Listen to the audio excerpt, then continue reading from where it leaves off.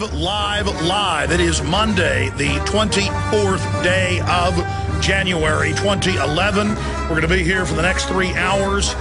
You know, I covered yesterday an incredible story that got into the Communist Chinese at the White House dinner, playing one of the most popular communist songs in China since the 50s. It's a song, an anti-American song about the Korean War and the Chinese military shooting down the jackals, which are the Americans. And we've got a China expert, the editor of Epoch Times, joining us. Producers did a great job getting him quickly. He's the editor of their English version. They're published, I don't know, every major city I go to, I see their paper published. New York, Toronto, L.A., Dallas. I see it in Austin. Just an amazing publication I've been a fan of for more than a decade. And Stephen Gregory will be joining us, dealing with Matthew Robertson's article, Chinese Pianist Plays Propaganda Tune at the White House, theepochtimes.com. He will be joining us coming up in the middle of the next hour. Very, very important information today with that guest joining us. I'm also on short notice working on getting Tarpley, Watson, or Wayne Madsen on at the start of the next hour briefly, because they really are our in-house experts, especially Tarpley, on all things Russia, dealing with the huge airport bombing that's killed at least 31 people today over there. And, of course, that's the Domodedovo airport in Russia, the largest airport in that nation. Very serious bombing there.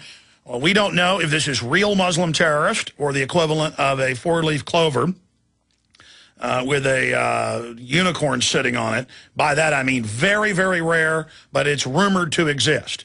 Somebody claims they saw one sometime in history. The number one suspects are obviously intelligence agencies. We know the Russian government, going back to the czars, before the communists took over in 1917, routinely blew things up to blame it on their enemies. We know it's very suspicious bombings, with FSB caught planning bombs in a 4th apartment building in '99. We've covered that in detail, clearly linked to the government as a pretext to have a police state crackdown. And then, of course, we've had some other bombings the last few years that, when they fleshed out, looked like NATO operations to destabilize Russia. So we don't know. We don't know right now, but we'll continue to look at the earmarks. This could be the U.S. government, NATO. Israel's been caught meddling in and around the borders, of course, with the case in Georgia and also into southern Serbia and Pristina. So right now, I don't know who's behind this. Is it Muslim terrorist? Well, they do exist if it's a woman stabbing 14 people on a bus or somebody suicide bombing themselves. I mean, that stuff does go on in the Middle East, predominantly in areas of Palestine surrounding Israel. But outside of that area, it's very rare for it not to be a staged event. So we're going to be going over that situation as well today. Continuing, we've got a big stack of news of how the government's using the Super Bowl as a end cap or a demonstration of the police state with surveillance aircraft, checkpoints, face scanning, you name it, all being announced on that front. The Drudge Report has given a lot of attention to Eric Blair of the Activist Post, Infowars.com, writing for us. Google seeks to weaken search engine ranking of content farming websites. That means alternative media, period. A way to censor that. That's up on Drudge Report today. Yesterday, he linked to our story dealing with court rules against TSA in Flyers' favor. So getting a lot of the Drudge love today. Appreciate that, because I love nothing more than getting the information out. Big news on the economy, our Operation V for Victory, and a lot more coming up. It is Monday, the 24th day of January 2011. Hard to believe we're about to elapse and complete the first month of 2011. The English editor of a global newspaper, print newspaper, Stephen Gregory will be joining us, dealing with the incredible article, Chinese pianist plays propaganda tune at the White House.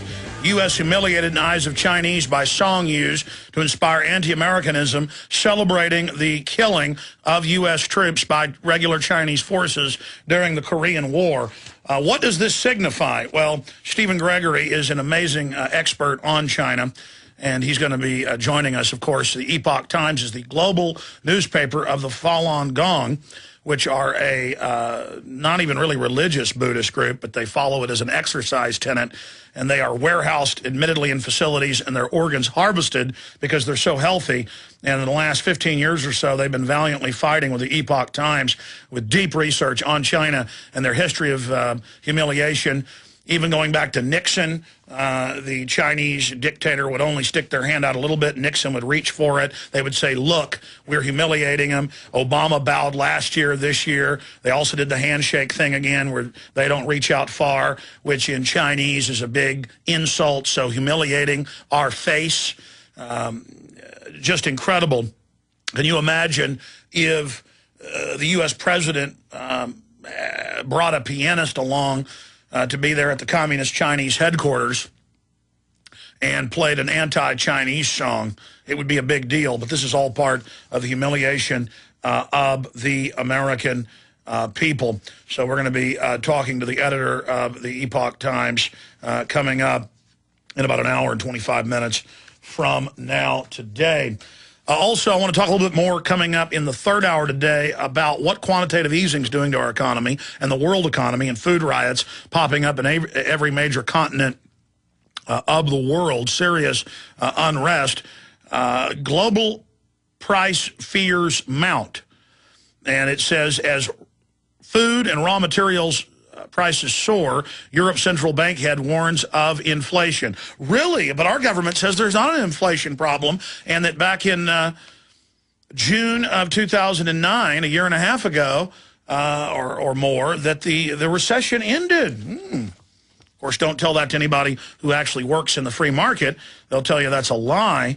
Every indicator, of course, shows that's a lie. We're going to be discussing that. Quantitative easing causing food prices to skyrocket. This from Washington's blog, also up at Infowars.com and PrisonPlanet.com. Obviously, there has been the horrid bombing in the biggest airport in Russia, the Domodedovo airport, killing at least 31 people. Our prayers go out to them. It's too early to tell right now if this is government-sponsored terror, corporate-sponsored terror, or Chechenian terror, where there actually are some Muslim extremists, and I'm sad to have to announce to you they are NATO-backed as usual, just like they use NATO-backed Muslim terrorists to attack Serbia. I'm not saying Serbia was perfect or angels. I'm not Serb. I'm not Muslim. I'm not Croat. I'm not Albanian. I don't have a dog in the fight.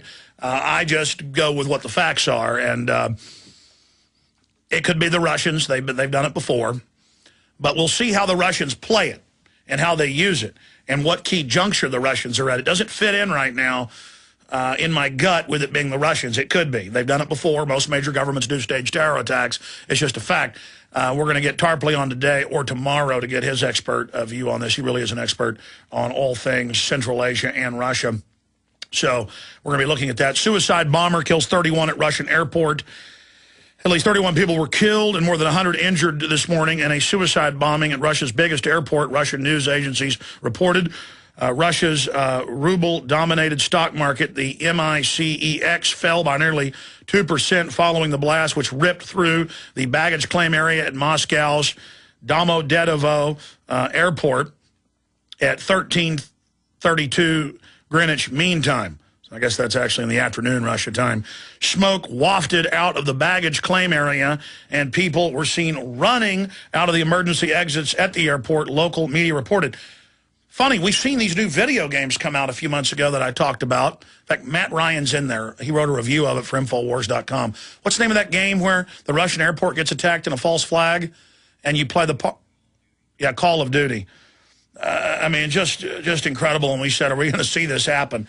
I mean, sometimes a coincidence is just a coincidence. But when you had Fox News approached by the CIA not Fox News, Fox TV, 6 months before 9/11. They actually approached him a year before, but 6 months before the piece aired, where the government hijacks a passenger jet to fly it in the World Trade Center as a pretext to attack Afghanistan and launch a police state. And in the piece, and we've interviewed members of the Lone Gunman X-Files episode, admitting that CIA routinely approached them about what they wanted to be in the pieces.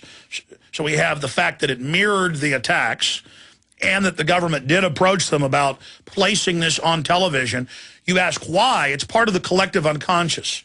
It's almost a preparing of the public for what is about to come, and the globalists believe it's really a form of mind control, or to use the ancient term, lesser magic, to practice what they're going to do in symbols before they actually carry it out. I don't believe in it. It's total mumbo-jumbo. It's crazy, but the globalists certainly do it and believe in it. And, of course, the Lone Gunman piece, and you can just pull up Lone Gunman 9/11 on YouTube and watch all the different pieces. You can buy the DVD at Best Buy. I actually bought the Lone Gunman series just so we'd have it in high quality. The elements of the U.S. anti-terror apparatus hijack the jet by remote control. They send out messages that it's been done by Afghanistan. And then the rest of NORAD stands down because the insiders at the Pentagon tell NORAD and the FAA that it's a drill. And so they stand down. Now, in the show, the hackers on the ground, the good guys, the lone gunman, actually Dean Haglund, the hacker, that's the actor's name. He had a different name in the show. He is able to hack in and remote control, unlock the remote control that the globalists are using to fly it into the towers. Of course, we know in the real world that didn't happen, and they went on to their destination. And there's literally countless other examples of where they put it out there in your face before they do it. But we don't know exactly what's going on yet with the blast that's rocked Moscow's main airport. But we will continue to break that down. If we can't get Tarpley on short notice popping in, Watson is writing a big article right now on prisonplanet.com dealing with all of this. I'm just going to see if it's now gone live yet. No, his article is not out yet there at prisonplanet.com. Continuing, here are some of the Prison Planet headlines. The meaning of V. People have asked why we've launched this V for Victory campaign that's seeing staggering success just 2.5 days into it. We'll be breaking that down later. Also, photos show that Chairman Hu's welcome, the communist Chinese dictator's welcomers, were paid to be there and welcome him. Also, suicide bomber again kills 31 at Russia's biggest airport. That's the report we're getting. Also, Seattle activist wins case against the TSA. Is illegal immigration destroying the Southwest United States? 19 immigration facts that very few people are talking about. That's also up there. And then we have the latest entries in the V for Victory campaign. Folks that are sending those over to our Facebook account, just hundreds and hundreds of them now. Incredible artwork that people are coming up with. They're also coming up with an R for Resistance flyer. If you like that better than the V, you're certainly welcome to use any of the great stuff that's being sent over to us.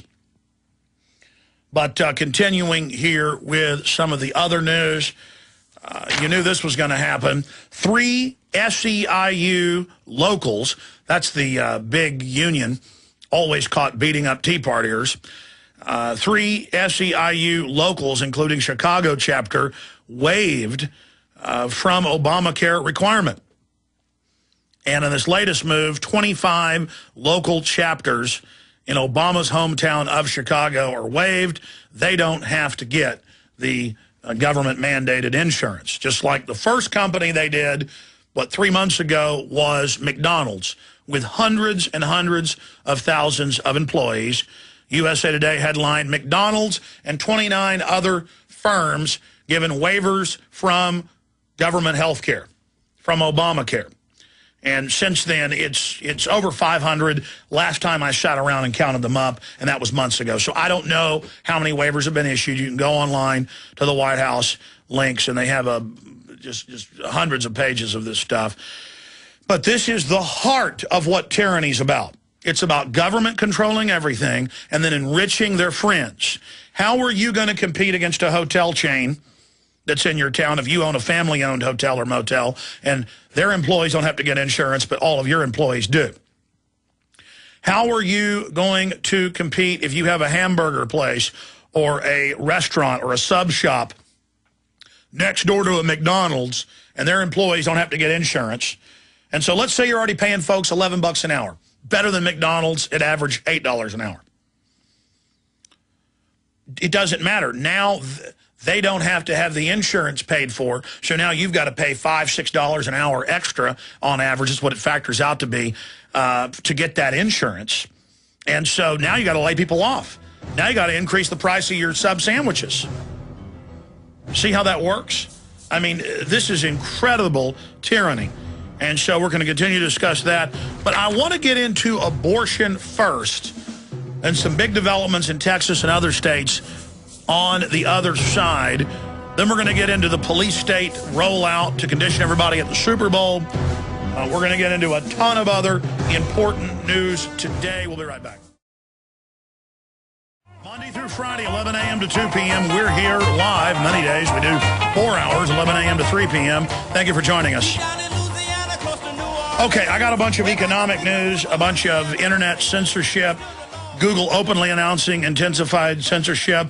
Drudge Report's got this link today. Very important information.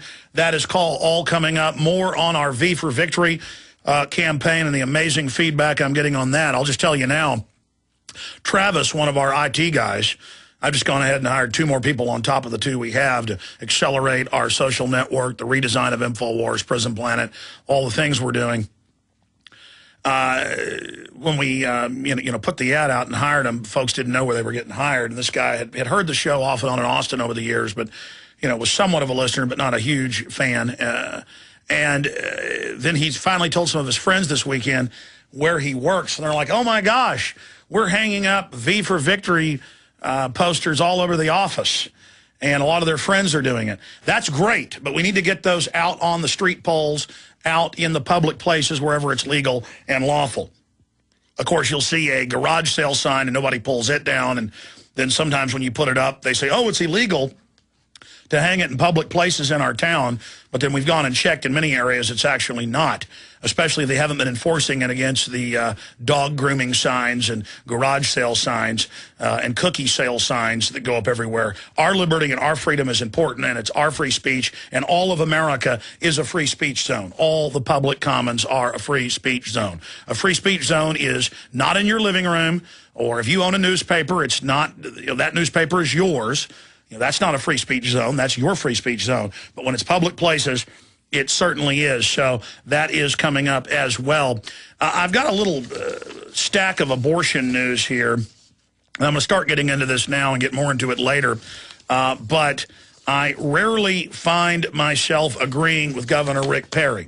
He's the guy that tried to push through the NAFTA superhighways and the toll roads on 8,000 miles of existing Texas roads. He's the guy that tried to force the Gardasil shots on Texas schoolgirls that they admit doesn't protect you from the papillomavirus that can cause cancer in the cervix and that is very dangerous and has caused a lot of deaths. And that's on record. It caused deaths during the trials and since then. So I'm not a big fan of Rick Perry, but when someone does something right, you've got to give them credit. When Glenn Beck comes out and admits the government wants to reduce world population and gives the documents, got to give him credit. When he talks about the private Federal Reserve taking over America, got to give him credit. They're going in the right direction. And that's because you, their viewers, their listeners, their constituents are demanding it. The system with the Overton window, what is seen as politically acceptable, is trying to do radical things to pull the political debate to the extreme so that things that would have been extreme don't look as extreme because they're pushing for such extreme things on the other end.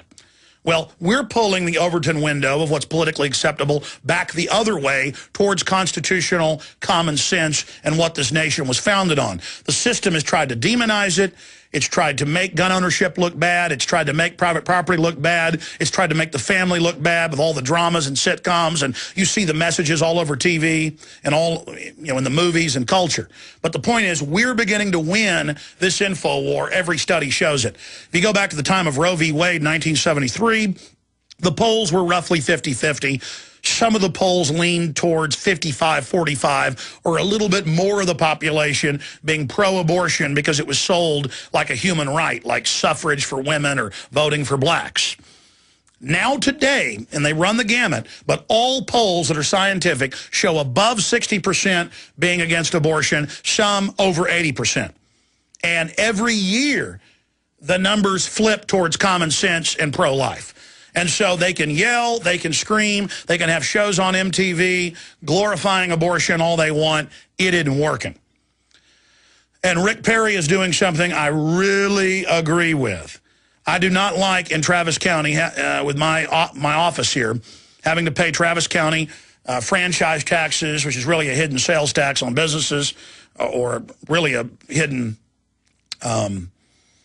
income tax on businesses, and the hospital district tax and the rest of it, to make me pay millions of dollars. That is, Austinites have to pay millions of dollars, over $3 million a year total, to pay for abortions. And people are coming from all over the state in the last year to have them here, including late-term abortions. Those are babies that could be adopted up. There's on average a 2-year waiting list for them. There are all these big groups that will pay women to have their babies and adopt them, mainly Christian groups. They don't ever tell the women that. They don't tell them that Planned Parenthood was founded to carry out eugenics. We're going to cover this big development with Rick Perry and some other abortion news on the other side. But first, the government and Cass Sunstein have announced the fairness doctrine and that we need to give equal time to their position. And so I've decided when we come back that we're going to talk to David Rockefeller's spirit guide and give the soul of the New World Order a little bit of time here on air. So we're going to hear from the other side, equal time on the other side. Attention American pigs, gun owners, libertarians, conservatives, landowners. We have destroyed your families. We have destroyed your moral compass. We have taken your country over. We are the New World Order banking syndicate. Our ally China has enslaved and murdered its people by the tens of millions. Soon the forced abortion and the one-child policy that our servant Ted Turner has called for will be upon you. The world government is here. Most of your population has already succumbed to our mind control system, and now we are going to bring in our world government. Keep taking the vaccines. Continue dying from all of the cancer viruses that we add to them. Drink the sodium fluoride and hundreds of other chemicals that we add. There is nothing you can do to the New World Order. There is no way you can stop our globalist takeover. Resistance to us is futile. Turn away from God. There is no God. Give yourself to world government. Only believe in materialism. Fight with your family.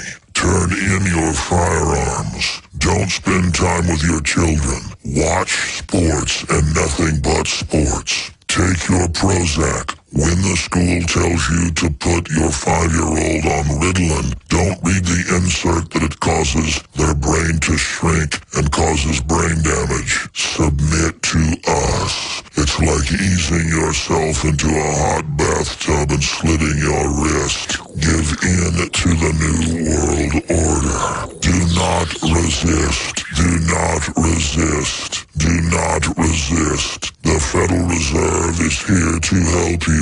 Oh, words are dangerous. Don't be angry at your government amassing giant paramilitary force against you. If you are listening to this transmission, you are not the resistance. You are not the resistance. No, no, no, don't resist the resisting. You're listening to The Alex Jones Show. All right, there's spare time to David Rockefeller. He wanted the time. Jay Rockefeller's calling for a return to the fairness doctrine. And so we may now, at least a few times a week, try to give them equal time. And that's really what the New World Order wants for all of us. So keep drinking your fluoride water. You heard it directly from the Ninth Circle of Hell, a report from David Rockefeller on what he thinks would be good for this country and the rest of the world. Here's an interesting report dealing with China. General Motors China sales pass U.S. for the first time in history. Well, yeah, part of the stimulus package went to build factories in Brazil and China and Eastern Europe. GM sold more cars in China than the U.S. for the first time. Toyota keeps title for most global sales. We'll be looking at China coming up in T-minus 1 hour in the middle of the next hour. Deep look at China. Continuing here with the good news. So, the polls show it. The numbers of abortions are overall down. The vast majority of citizens now know it is a baby. They know it's alive. You're talking over 90% in major polls that are against late-term or third trimester abortions, upwards of 80% against all abortion, period. It is incredible. It's used as a contraceptive. Planned Parenthood, of course, was set up by the Rockefeller Foundation on record via Margaret Sanger to, quote, get rid of the undesirables, namely black people. That was their quote. The, quote, social weeds, societal weeds is the precise quote. And 52%, I kept saying 51% and I was corrected, 52% of blacks never make it out of the womb. We're talking close to 20% of whites, Hispanics, never make it out of the womb. It's terrible. Where are the civil rights activists trying to stop this Holocaust? Well, they're the, quote, mainline liberals who are bankrolled by this system. And to be a, quote, liberal, you've got to be pro-abortion. And then once people have had abortions, they tend to psychologically defend the abortion and get very, very mad if you speak out against the abortion. Now, Rick Perry is trying to get the legislature to propose a law here in the second most populous state, also the second largest geographically after Alaska, but the second most populous state with, what, 28 million people, to make it to where you have to get a ultrasound before you have an abortion. And the media is spinning it, claiming, why, an abortion's only $300. That's because it's subsidized by the federal government, state government, and Planned Parenthood. They actually cost about $1,000. That's what ends up, the money the abortionists get. It's just you put in your $300 into the kitty. You know, abortion when I was in high school was $300 and still $300 20 years later.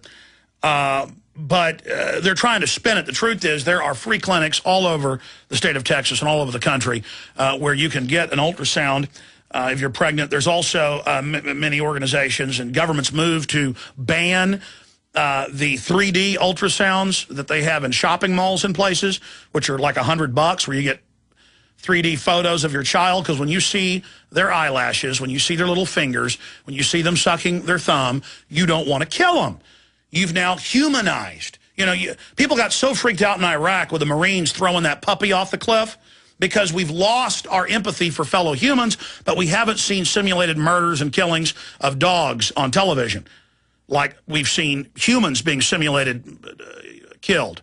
So we become desensitized. Our intellects, our psyches, our hearts become hardened. And so many, quote, liberal comedians and social commentators make sickening jokes about abortion. Oh, but then if you make some mild racial statement, you need to be arrested. See, they're there trying to tell you that you can only have the speech that they approve of. So continuing here, we've got to get behind this in the Texas legislature.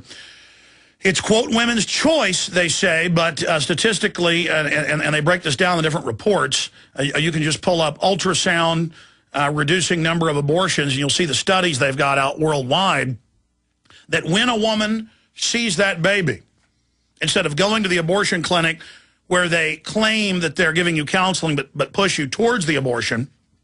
Remember the famous phone calls a few years ago all over the U.S. where pro-life groups would call up and say, yeah, I want to give $10,000, but I want to make sure it goes to black babies. Can I make sure it only goes to abort black babies? Oh, absolutely, sir. Absolutely. We're with you on that. And then the left covers their hatred of blacks by saying, nobody wants those black babies. Really? My family adopted a so-called minority baby. My parents did. Now, the truth is that the liberals try to keep blacks from adopting black children. And that's a big liberal cause celeb by the black activists. Don't let whites adopt blacks. Let us keep our culture. Yeah, let's just go ahead and kill those black babies because we don't want them to actually get along with whitey. We don't want them to get along with what Chris Matthews called crackers. Again, trying to invoke racial division. The truth is there is more than a 6-month waiting list out there for disabled black children. Statistically, the most unwanted. There is a 6-month waiting list of good, predominantly Christian families who've got giant hearts and souls who want to love those children. There's a close to a year waiting list for mentally retarded and disabled Asian and Hispanic children. And there are blacks, there are whites, there are Hispanics, there are Asians, there are people who want to adopt all those children. There is close to a 3-year waiting list for a Caucasian baby.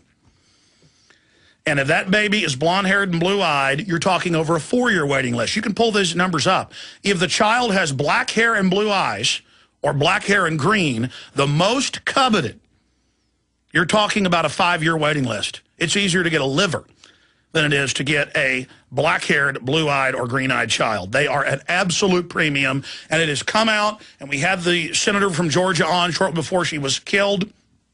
She was about to break major news, but this has come out in other places, of quotas for children. CPS has quotas, and that's why in so many CPS cases I fought where you'll have black people putting cigarettes out on their kids, you'll have Hispanics doing it, you'll have other people doing it, and the CPS doesn't respond. You see these reports all the time of a 8-year-old black child who weighed 20 pounds and was found in a crib filled with feces dead, or a 6-year-old that weighed 25 pounds found dead. You see those articles all the time. The mother's an admitted crackhead.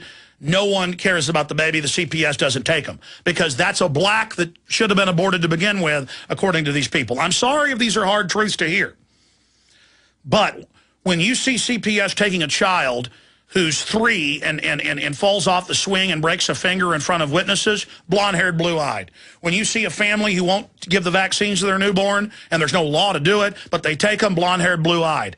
I mean, this is well known. It is worth hundreds and hundreds of thousands of dollars.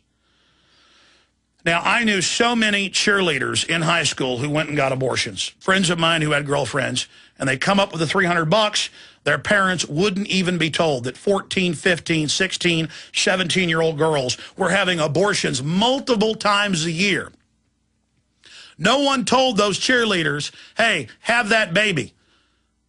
I guarantee you the parents would have wanted it, the grandparents would have wanted it, but even if they didn't want that cheerleader's baby, nobody told that cheerleader that there were Christian organizations that would pay her over, and that was back then, $100,000 on top of putting them in an apartment if they wanted, paying for everything, and giving them money for 2 years after the child is born for a total of over $150,000. That's why you see these national billboards that show a woman who looks depressed, and it says, pregnant, thinking of an abortion, call us, there's help. There is an alternative.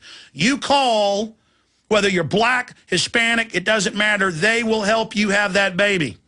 They will help get that baby into a good family. Don't chop them up.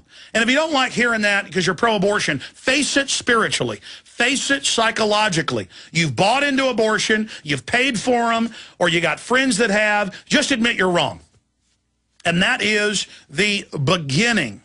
That is the beginning of healing, ladies and gentlemen.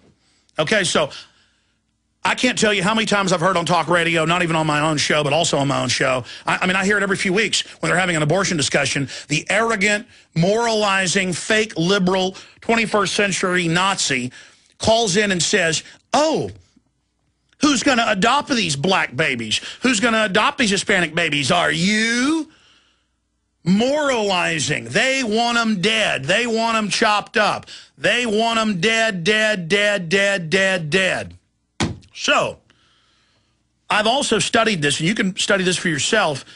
In many countries that are even pro-abortion, they still want a sonogram, even though it's not shown to the mother, so they know the position of the baby, of the fetus. And sometimes there's medical complications that could be involved.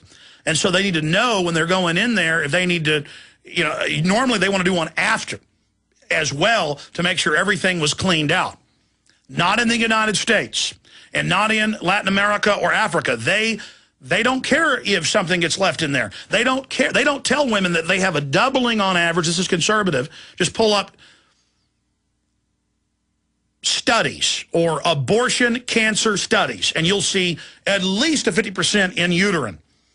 I mean, your body, if the baby needs to die, 99% of the time, and I've talked to medical doctors who deliver babies on this, 99% of the time, if that baby's Down syndrome or that baby's deformed or that baby's got problems, your body will shut off, and it's called a miscarriage. Your body, 99% of the time, it's actually almost 100. It's 99 point something. You have to pull it up if you want to see the actual numbers. Your body will get rid of it, okay? Will get rid of that baby, and then it's not your fault. And then you don't get a massive increase in cancer. You go into the middle of an incredible biological event with your body building and creating through that placenta a new life form within you. You go in and snuff that out while all the hormones are aligned and everything's operating correctly. And there are many women that get abortion after abortion after abortion. Listen, we tell you that if you've had 3 consecutive flu shots, it, again, doubles your chances of Alzheimer's. There are scores of mainline studies. Don't believe me? Just search Alzheimer's, flu shot Alzheimer's studies. Don't believe me? Check out all these things I'm telling you. And whether it's sodium fluoride, giving a 7-fold increase in cancer in men, 3-fold between men and women average together, and that's in the video we put out with mainline U.S. government documents linked under it. That's just a public service announcement. If we come on the air and we break down the fact that abortion more than doubles your chances of uterine cancer, cancer of the uterus. It massively increases cancer of the fallopian tubes, cancer of the ovaries, cancer of the cervix. They don't know why, but it increases cancer of the intestines, of the colon. It's linked to more breast cancer because it causes... That's one of the big confirmed links is breast cancer because they're in a hormone flux connection dealing with metabolic rates with the uterus and the reproductive system. So, if you get an abortion and they don't do an ultrasound after it, that's malpractice in Western Europe. I mean, I can't tell you how many women I hear about in the news and how many women I knew.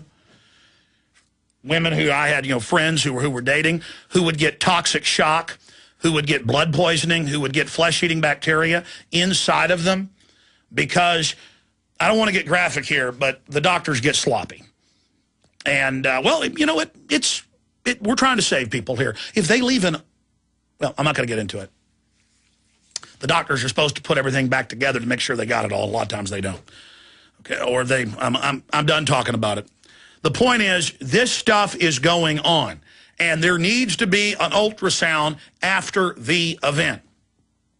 Okay? Now, Rick Perry, and I've got to salute him, and we'll find out if he thought he had the votes in the House and if this is a political stunt as he gets ready to run for president. But Perry will push anti-abortion measure. UPI, Texas Governor Rick Perry said he will introduce emergency legislation requiring women seeking abortions to first get a sonogram of the fetus. Perry, speaking Saturday at the anti-abortion rally in Austin, said the measure would also include the requirement that women listen to the sound of the heartbeat, the Austin American-Statesman reported. It's medically needed to begin with. I don't know if you can make them, because it hadn't been outlawed yet, make them listen to the heartbeat. But there at least needs to be the sonogram. And how about not even make them look at it? They're going to want to look. 99% or more. I mean, I bet 100% are going to want to look at that baby. But just say, oh, you don't need to look if you don't want. We have to do this for medical reasons. And then they're going to want to look. And then they're going to find out the truth. Now, you know what Planned Parenthoods are going to do? They're going to run ultrasounds and other abortuaries, other abortion mills, and not tune it in just right. I've been there for 3 ultrasounds of my children. And before they tune it up, you don't see those eyes, those hands, and everything else. So we need to make sure, and that's something that needs to be checked if this passes, that they tune it. And that they make sure you are seeing the clear image. So we need to get behind this. I'll tell you more about it when we come back. And then some of the latest horror stories just in the last few days with abortuaries. Oh, yeah, these babies are staying alive, sometimes for days, and folks are digging them out of the trash cans, and thank God they're still living. Everybody won't be treated all the same. There'll be a golden ladder reaching down When the man comes around. This country's being judged right now. You can still repent. The hairs on your arm will stand up. All right, so Rick Perry deserves credit. He said, when someone has all the information, the right choice will be made, the choice for life. Perry said to the crowd of between 4,000 and 5,000, that means it was probably 50,000, at the steps of the Capitol. Since 1973, Roe v. Wade, Supreme Court decision, 50 million, it's 51 plus. 50 million children have lost their chances. That's a catastrophic number, twice the population of the entire state, said Perry. You know, most of them black or Hispanic. Perry also designated for quick approval in the state's legislative session that starting January 11th, a crackdown on sanctuary cities for legal immigrants, stronger property owners' rights, tighter voter identification requirements at the polls. I got to say, I like this whole agenda. I can't believe I'm here agreeing with Rick Perry, but he's really flip-flopped. But he's definitely had a Saul of Tarsus conversion on the road to Damascus, or he's getting prepared to run for president and getting his conservative bona fides in line. But as long as he doesn't sabotage this vote at the last and try to stop it, all I can say is good. Get behind this big time. Now, this is the type of news that I see constantly and don't even cover here because I don't like getting into it. It's painful to even think about, but we've got to talk about these things.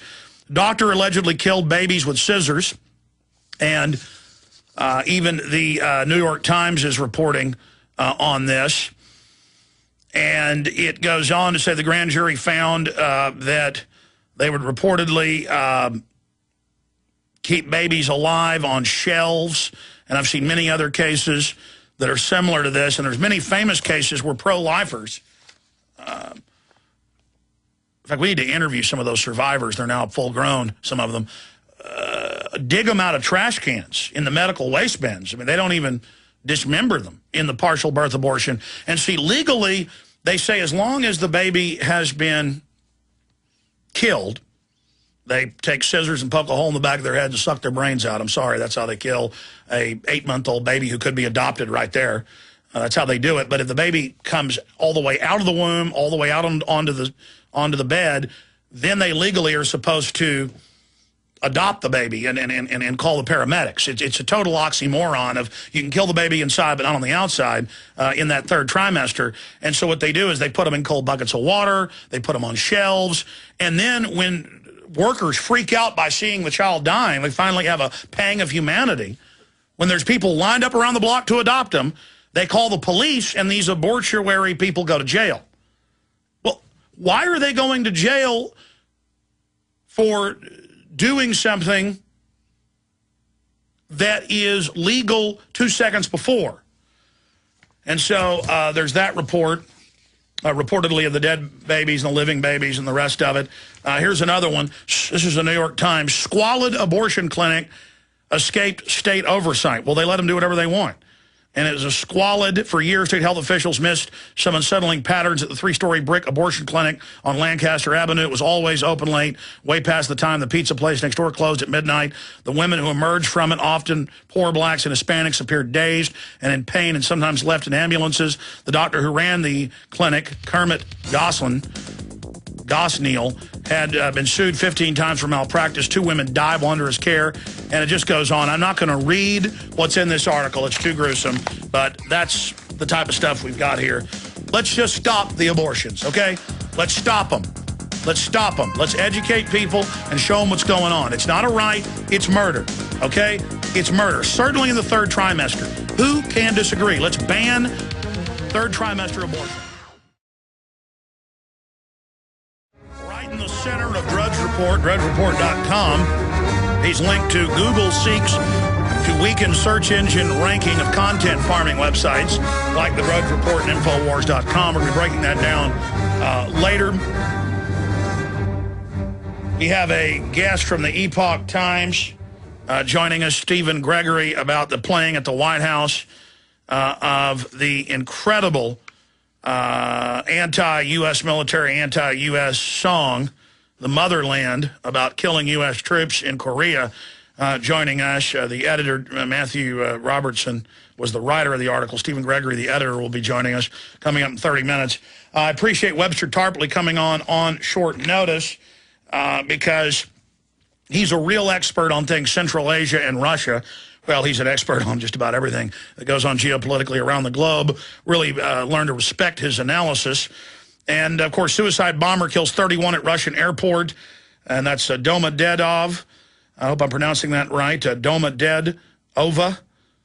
And that's the biggest airport in Russia. It's in Moscow. And they're saying a suicide bomber. But we know how many of these have been faked in the past. Now, is it NATO? Is it the U.S.? Is it the Russian government? Or is it a real Chechen terrorist? Joining us is Webster Griffin Tarpley, doctorate of history. He's also an economist and the author of several books exposing Barack Obama. And we carry those books as well at Infowars.com. Webster, thank you for joining us.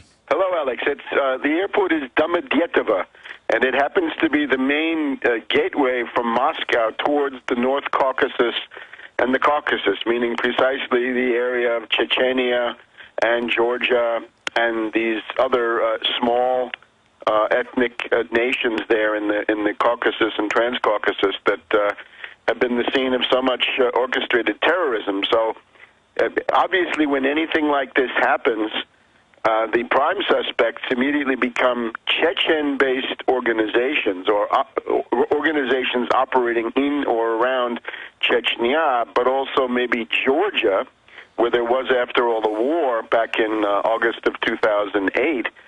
However, behind these, their patrons, always looms the question of NATO intelligence and the desire to destabilize Russia, promote the further breakup of Russia, and so forth. I have here my book that you mentioned, Obama, the Postmodern Coup, one of the essays, Obama Campaign Linked to Chechen Terrorism.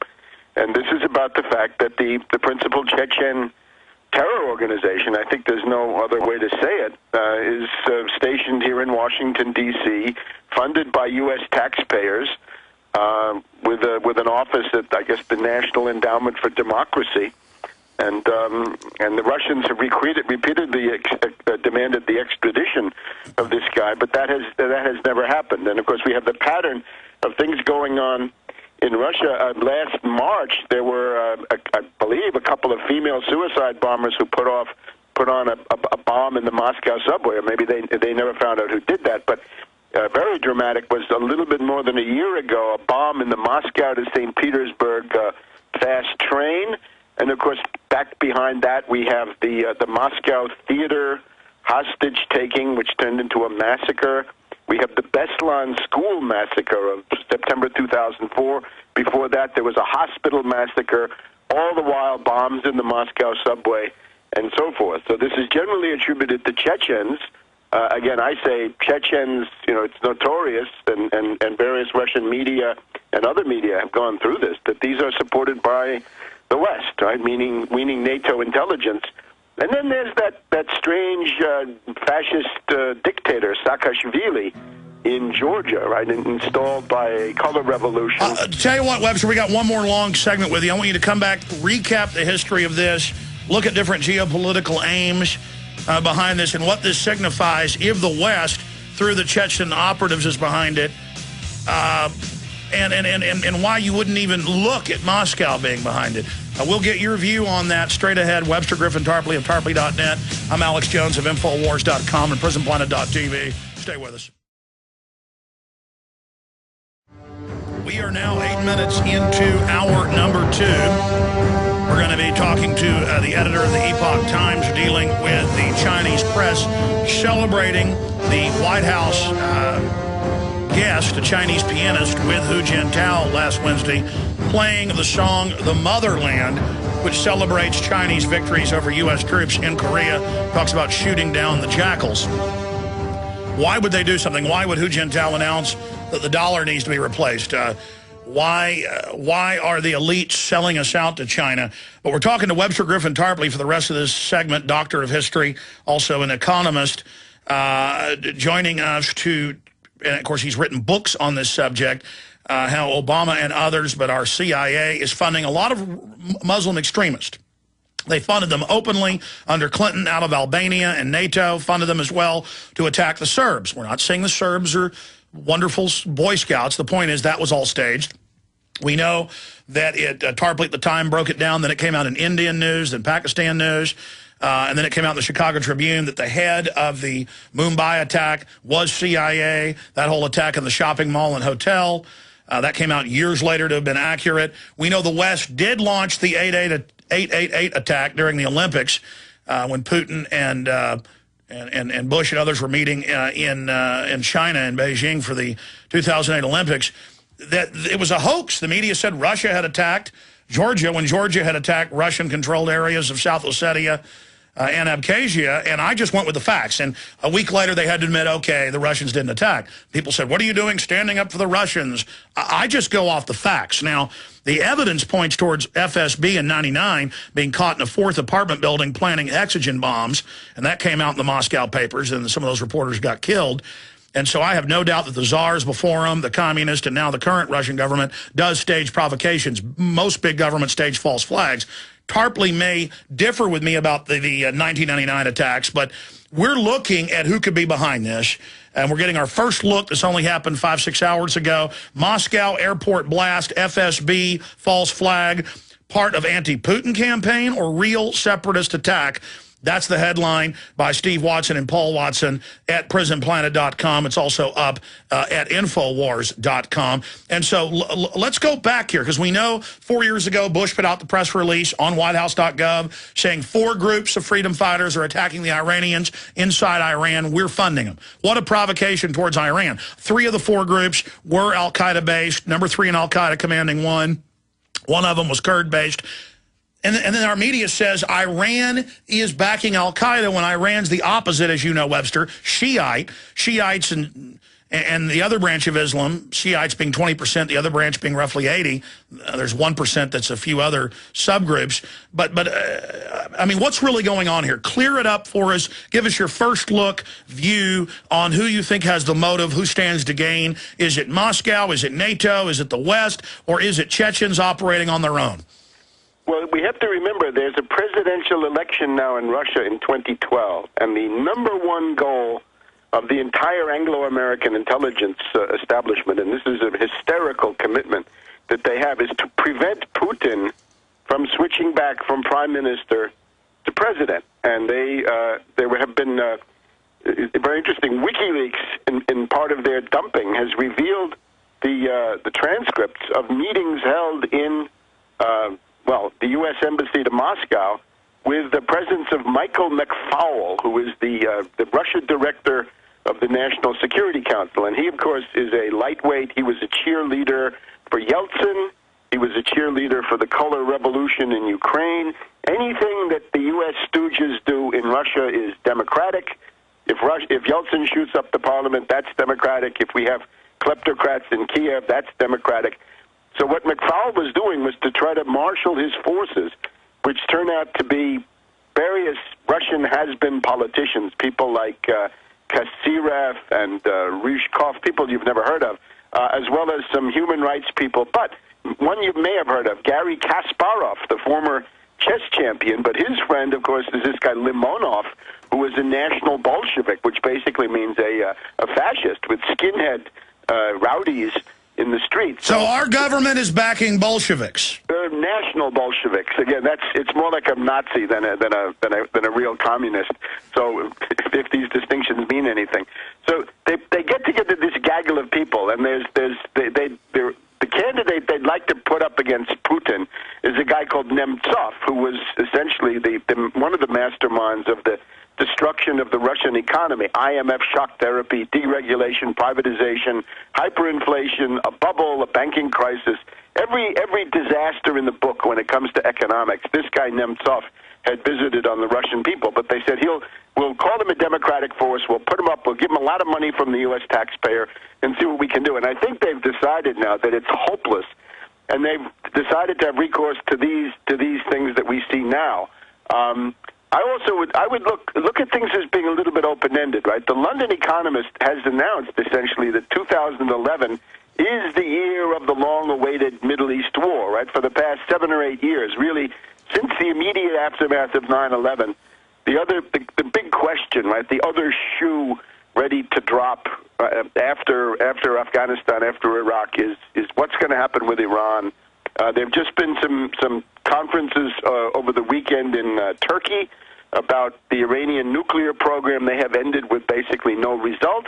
And maybe this is now the beginning of some kind of a build-up towards Iran. But in the meantime, it's a warning to Russia. But certainly, the idea that I think they have is that their ability to influence affairs in Russia has gone down to very, very low levels. They can't install their puppet Nemtsov, and therefore they may be doing this. That would be a first guess, I guess, in the first hours after such an event. Are you talking about the Economist article last week that had the headline, "Not Another War," or yeah, "Oh no"? Exactly. The first one of the new year was there's going to be a war in the Middle East because of the very significant, conventional ballistic missile buildup by Hezbollah in Lebanon in particular. And of course, there's a government crisis going on there. The other thing I would put in is that there's a manic mood in the State Department and the CIA. Remember, Tunisia is just a week ago, right? So a week ago, the U.S. feels that they, with the help of WikiLeaks and Assange, were able to overthrow the government in Tunisia. And since then, serious disturbances have broken out in Albania and in Yemen, and we have these Palestinian papers against the PLO, against the Palestinian Authority, which is likely to lead to kinds of political chaos there. So somebody's lighting the match here, but Webster, boiling this down, again, we have the headline, Moscow airport blast, FSB false flag, part of an anti-Putin campaign or real separatist attack. I mean, how does this help the West to stage an event when even the White House advisors are telling Obama, have a big terror attack? That will help you. That will get your approval rating up. Even the shooting got his approval rating up, Gallup reports, by 15 points. And when we go back to Putin, somewhat unpopular, going into that 99 election with the addled, alcoholic Yeltsin, who couldn't even get out of a wheelchair. And then magically there's bombings in and around Moscow. Putin gets to roll into Chechnya, the strong leader. His approval rating goes way up. I mean, are you saying that there isn't evidence of the 99 apartment building bombings being an FSB connected? No, let's talk about that for a minute. That stuff in 1999, you've got to remember what kind of a Russian state that was. That was the Russian state destroyed with tremendous inroads and incursions by NATO intelligence. Remember, Yeltsin was a complete IMF NATO puppet. That's all he was. And whole parts of the state apparatus, starting with the economic. So how was Putin able to maneuver in? Well, it's basically saying, at that point, the candidate of the U.S. and the British to become the head of Russia was this same Nemtsov, this same IMF shock therapist. But at the same time, they'd had this thing going, a parallel operation, which was the dismemberment of Russia. They wanted to keep the weak Yeltsin in power. At the same time, have a dismemberment operation. Oh, so you think the bombings were carried out by NATO-affiliated groups to prop up Yeltsin? Using cutouts that they had in the penetrated and completely subverted and corrupted Russian security establishment. And at that point, Putin looked at it and said, all right, you want to do this, I'll ride the tiger, I'll judo your terrorist attacks, and I'll take over, and you won't like it, as we've seen. And they're still cursing themselves that they ever let Putin get into power. What's the evidence? Because what's the evidence? Because we know that a city police department did reportedly arrest FSB with the hexogen in a fourth building. Well, it doesn't prove anything. It just proves that NATO has deep pockets, and there were a lot of very, very poor people running around in Moscow in those days. Man, you had the whole middle class selling their possessions in the subway. So Tarpley, I don't necessarily buy that, but I do buy the bombing of the last year being tied to the Chechens because they took credit for those. And we know the Chechens are, as you mentioned earlier, run directly out of the State Department. So there's no doubt that's going on. Right. And I would take your FSB false flag, if you're going to keep that at all, and put that at the end. The prime suspect are always NATO-backed Chechens, NATO-backed Georgians. And once you get down there, right, there's Dagestan, there's Ingushetia, right? There are disgruntled individuals from every one of these small ethnic groups. Again, Georgia... Okay, what's the goal then? How does it hurt Putin to bomb this airport in Moscow?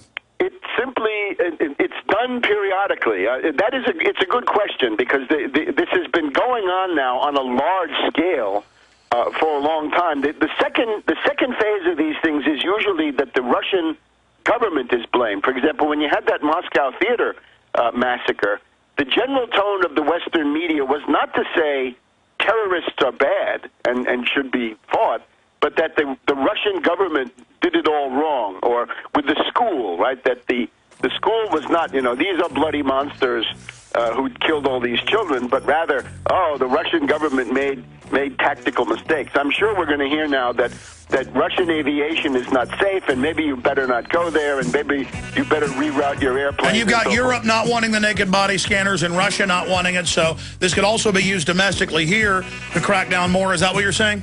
They're much bigger than this. Do a few more minutes with us, a few more minutes on the geopolitical ramifications of Key Bono. Okay, going back to Webster, Griffin, Tarpley. Webster, look, I'm just looking for the truth here. And I know Russia does a lot of corrupt things and has its own interest. I know our corrupt system does it as well. I mean, 888 was a giant hoax, and it was admitted. The difference is that the U.S. Is generally in an aggressive attack posture. The Russian posture much more defensive. And I think that's the thing that has to be stressed. And when these events occur, if there were no background and no pattern going back 15 years, you could look in every direction of the compass. Okay, I'm just saying I'm looking for the truth. So in the 3.5 minutes we got left, what's the motive here for you? Who's behind it from the Key Bono? Well, the U.S. With Obama was attempting to do this deception operation, the strategic deception around the so-called reset of relations with Russia, and that has included now the ratification by the U.S. of the START Treaty, right, the Strategic Arms Treaty. However, all of this had a goal.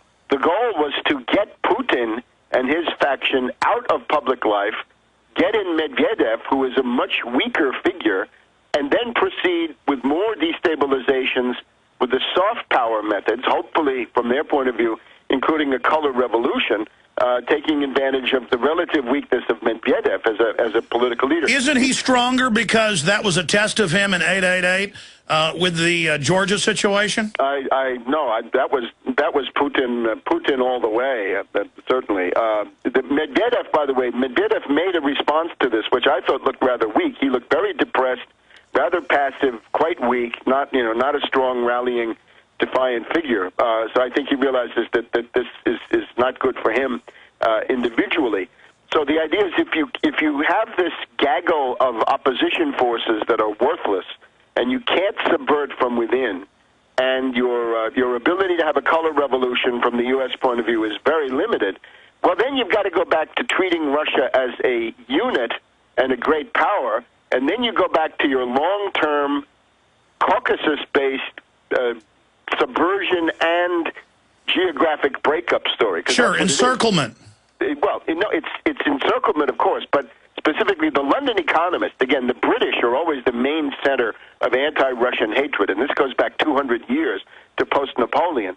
The London Economist has always had this idea that you can use the Caucasus, Transcaucasus, this ethnic labyrinth of small countries, to break up Russia geographically, right? Not just break up the Soviet Union, that they've done, but now break up the Russian Federation. So if you can't do the internal subversion using, the young dupes and young nihilists with a color revolution, then go back to your ethnic-based, terror-assisted strategy, and it seems to me that may be what we And then try here. to invoke Russian invasions into those satellites? Yes, of course, and then that weakens Russia. You see, that was what was done in the mid-1990s, right? The Chechen War really started in, 94, 95? So just like the West is tied up in Afghanistan and Iraq, they're trying to suck them into a new Afghan-type situation, but in other areas of the Caucasus. the oligarchs, you know, they're also not happy. Their darling Khodorkovsky is being kept in jail. You can imagine if we had Warren Buffett or Bill Gates in jail in this country, that would create a somewhat different political Webster, climate. Thank you so much. We'll continue to talk to you as this unfolds. Thank you so much. We're on the... Stephen Gregory is our guest for the next 30 minutes. He's the editor of the Epoch Times English language version. All I know is I'm in London. I see their newspaper on newsstands. I'm in Toronto. I'm in Dallas. I'm in Los Angeles. I mean, I just see it everywhere. I see it in Austin for more than a decade, and it's theepochtimes.com, and they have an amazing report that we link to on Infowars.com. We link to part 1, but there's also a part 2. Chinese pianist plays propaganda tune at the White House. U.S. humiliated in eyes of Chinese by song used to inspire anti-Americanism. Now, we know the Chinese people are greatly oppressed. They're great people. We know that Mao Zedong has the greatest mass murder record in history, even greater than the monster Hitler and the monster Stalin. But to have them play this song, The Motherland, that's in a popular movie in China dealing with the Chinese regulars fighting Americans in Korea during the Korean War, is just incredible. And this was aired. Chinese TV covered it. Chinese bloggers praised it. Lang Lang, the pianist, talked about he chose it to basically glorify China. I mean, it's one thing to have Hu Jintao come out before he came last week and say the dollar's going down, the Chinese currency will be the world reserve currency, China being the biggest holder of our debt. What an amazing move we see. But to see all these other slights that Americans don't recognize, but in China are seen as rubbing our face in it. Imagine if an American president went over there and played some anti-Chinese song or had their pianist do it. So it's really kind of an inside joke for, I guess, 300 million Chinese, but a lot of them aren't laughing. And so joining us is the editor, Stephen Gregory of the EpochTimes.com. Again, their online version, their print version, very powerful around the world, very effective, and pro-liberty. And we really appreciate their report. They were the only East Coast newspaper to report on Bilderberg 2008 when I was there covering Obama and the fact that they'd made the deal to have him get the nomination. When he was, quote, out of pocket and none of the other media could find him. It was the Epoch Times that covered, to give you an idea of the work they do. And they've got a lot of other important articles dealing with people that were paid to greet Hu Jintao last week. And so he joins us now, hopefully about 5 minutes in the next hour.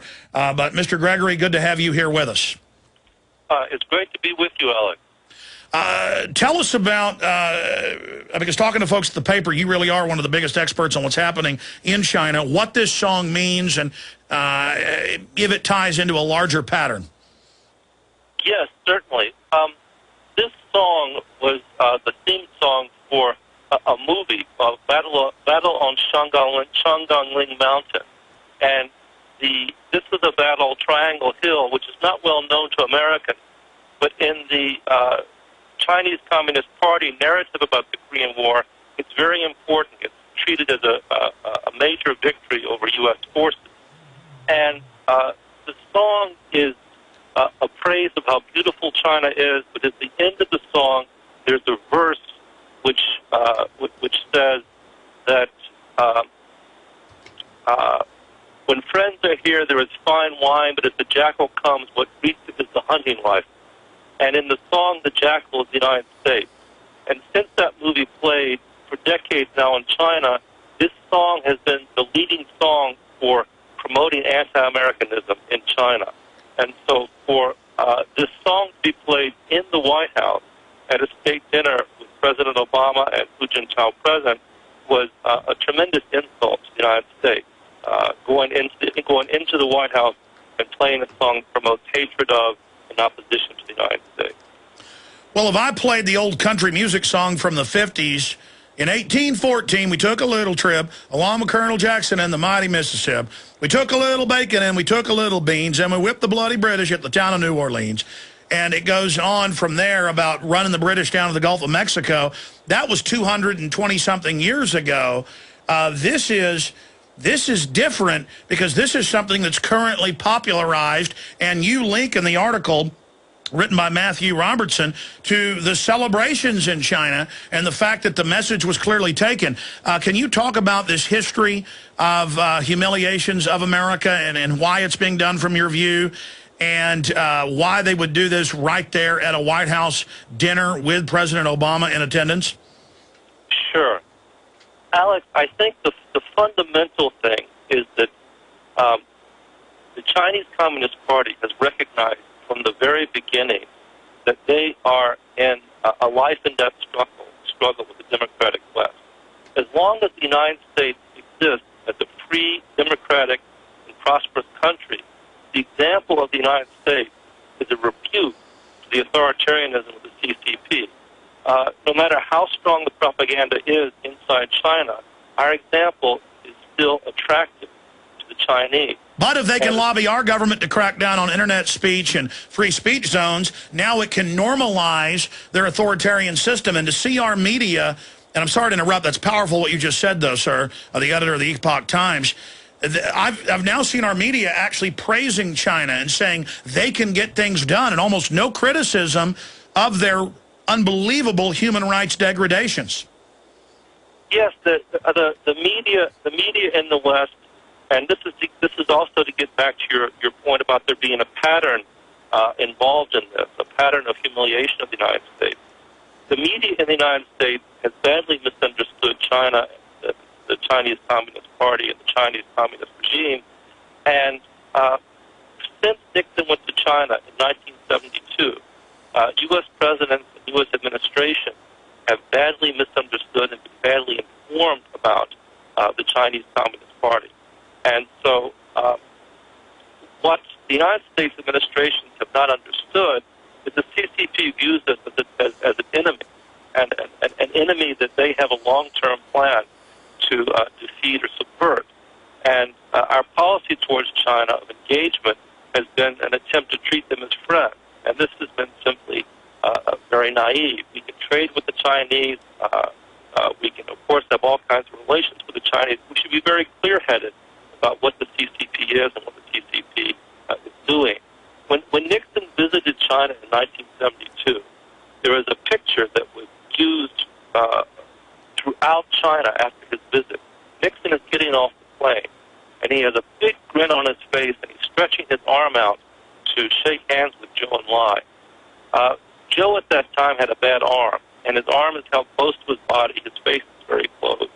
And what the Chinese propagandists did with this picture, which shows Nixon reaching out and Joe with his hand close to his body, is to say, look how badly the United States wants to reach out to it. They're reaching out to us. Now, this is a tiny, subtle detail, but it's how the Chinese people have been indoctrinated by the CCP to begin thinking about the United States from the very beginning. Why does Obama continue to bow? I noticed when he bowed last year and again this week to Hu Jintao, that Hu Jintao just didn't even tip his head in any way. How is that being received in China? I think that in general, Chinese propaganda is going to play up any opportunity to show the United States as weak, or the United States as being subservient towards China. As for President Obama's tipping of the head towards Hu Jintao, this is his understanding of democratic manners, my understanding about how to relate to foreign heads of state. And I would simply say that in the context of the relationship with the Chinese regime, I don't believe that's helpful to bow to Chinese heads of state. So where is all this going? Because I'm not a China expert, but, compared to the general public, I read about it every day and try to study it, and have studied the history of China. I mean, I read the Chinese government-approved publications, and for those that don't know, they shut down the only free magazine that had been up a few years in China just a month ago. So all publications are approved, and I read the big Chinese dailies, and it's America is weak. We own their debt. They are our enemy. We're preparing for war against them. We are encircling them. They've got 90+% of rare earth mineral mines all over the world. They're giving out more money than the IMF and World Bank now. to third world countries. I mean, China obviously is racing around. They lobbied to get our Panama Canal. I see all sorts of warlike statements by them. I don't see it out of the Russians. If I saw it out of the Russians, I'd be talking about it. And it really is a threat. I know it's come out in our news. They've been caught selling AK-47s to street gangs 14 years ago. They've got thousands of front companies.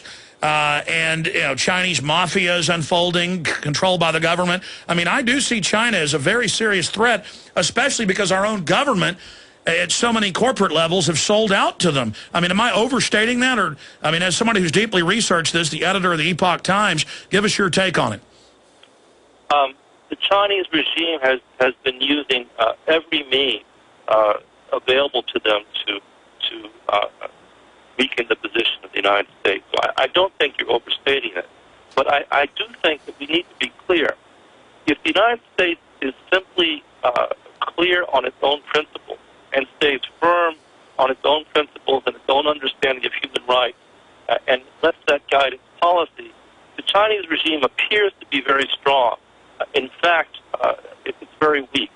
In 2009, Radio Free Asia had an interview with a professor at Beijing University, and he was quoted as saying that in 2009 there were over 200,000 mass protests, mass riots in China.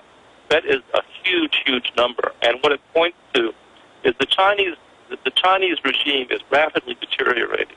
There's great instability in Well, China. that was my next point. They've got these entire new cities they've built that are almost entirely empty, this real estate bubble. I see the YouTube videos that quickly get pulled down by the Google parent company, who's in bed with the Chinese communist.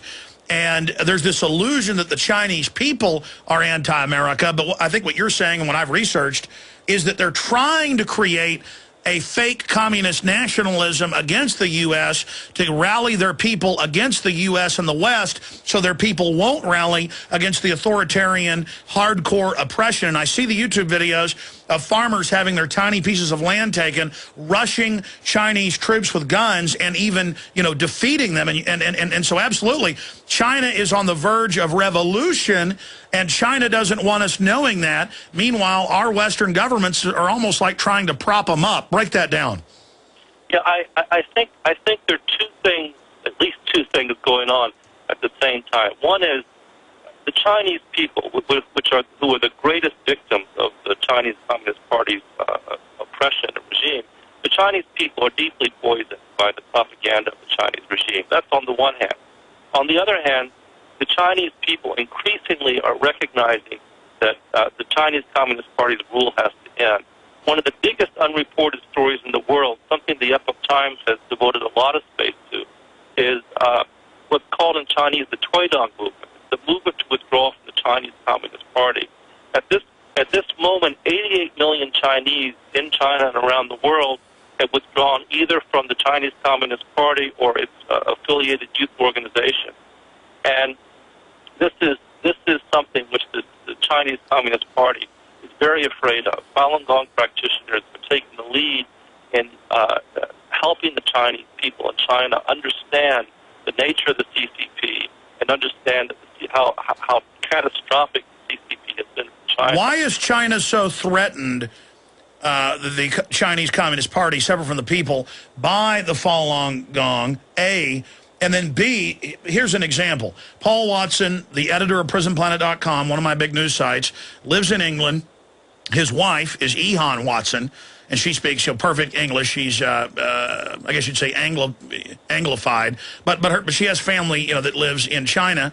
Really nice folks, and she just wrote an article or contributed to it about a Rand Corporation document about war with China, and it wasn't even an anti-communist party article. It was just a dry piece, and they got word, their family got threatened, they got word, you shut up, you don't write. Now, she is British, and there's the long arm of the Chinese Communist Party telling her, you shut up, trying to tell my website, you shut up. I mean, what have you guys gone through with the fact that you're reporting on them?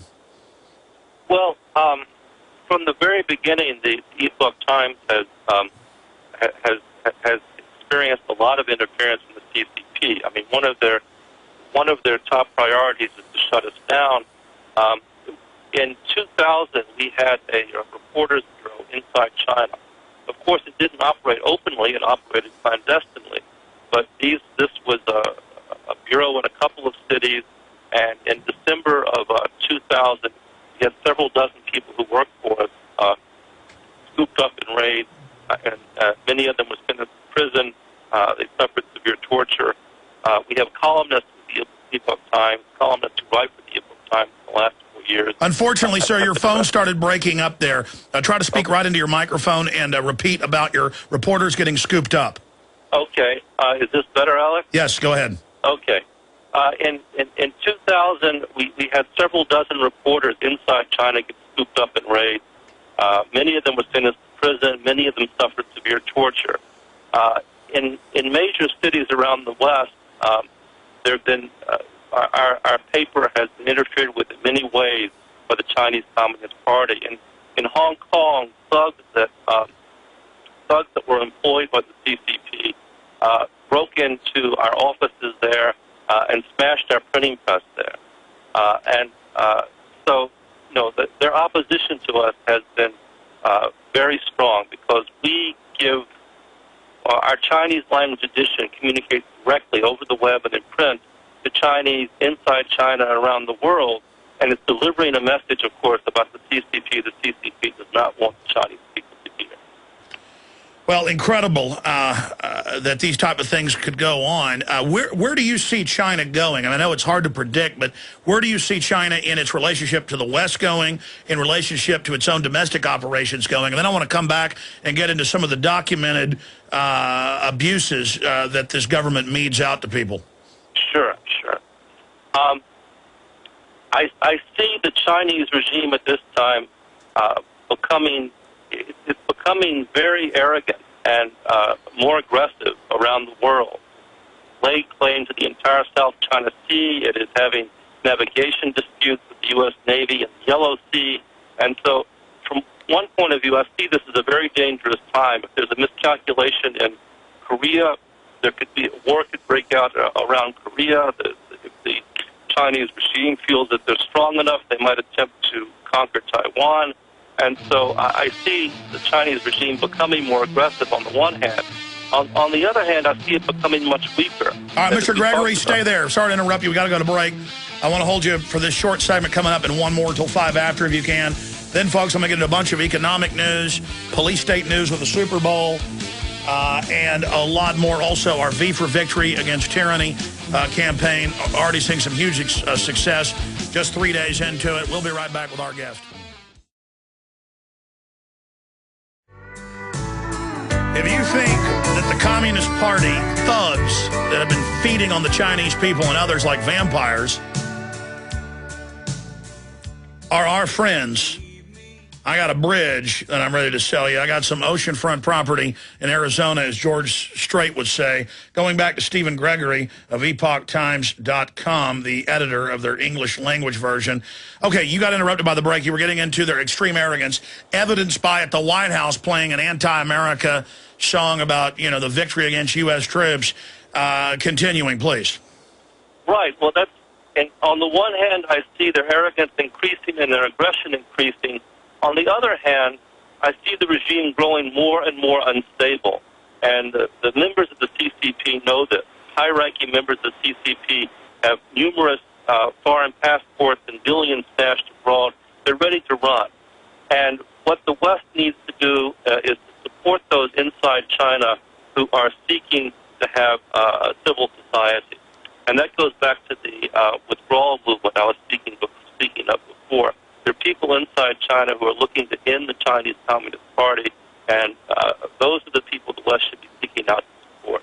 But there are a lot of Western megacorporations that promote the authoritarianism because they've got business deals that count on the slave labor. What about that part of the equation? It's certainly true that there are corporations, Western corporations in China that are devoted to the regime.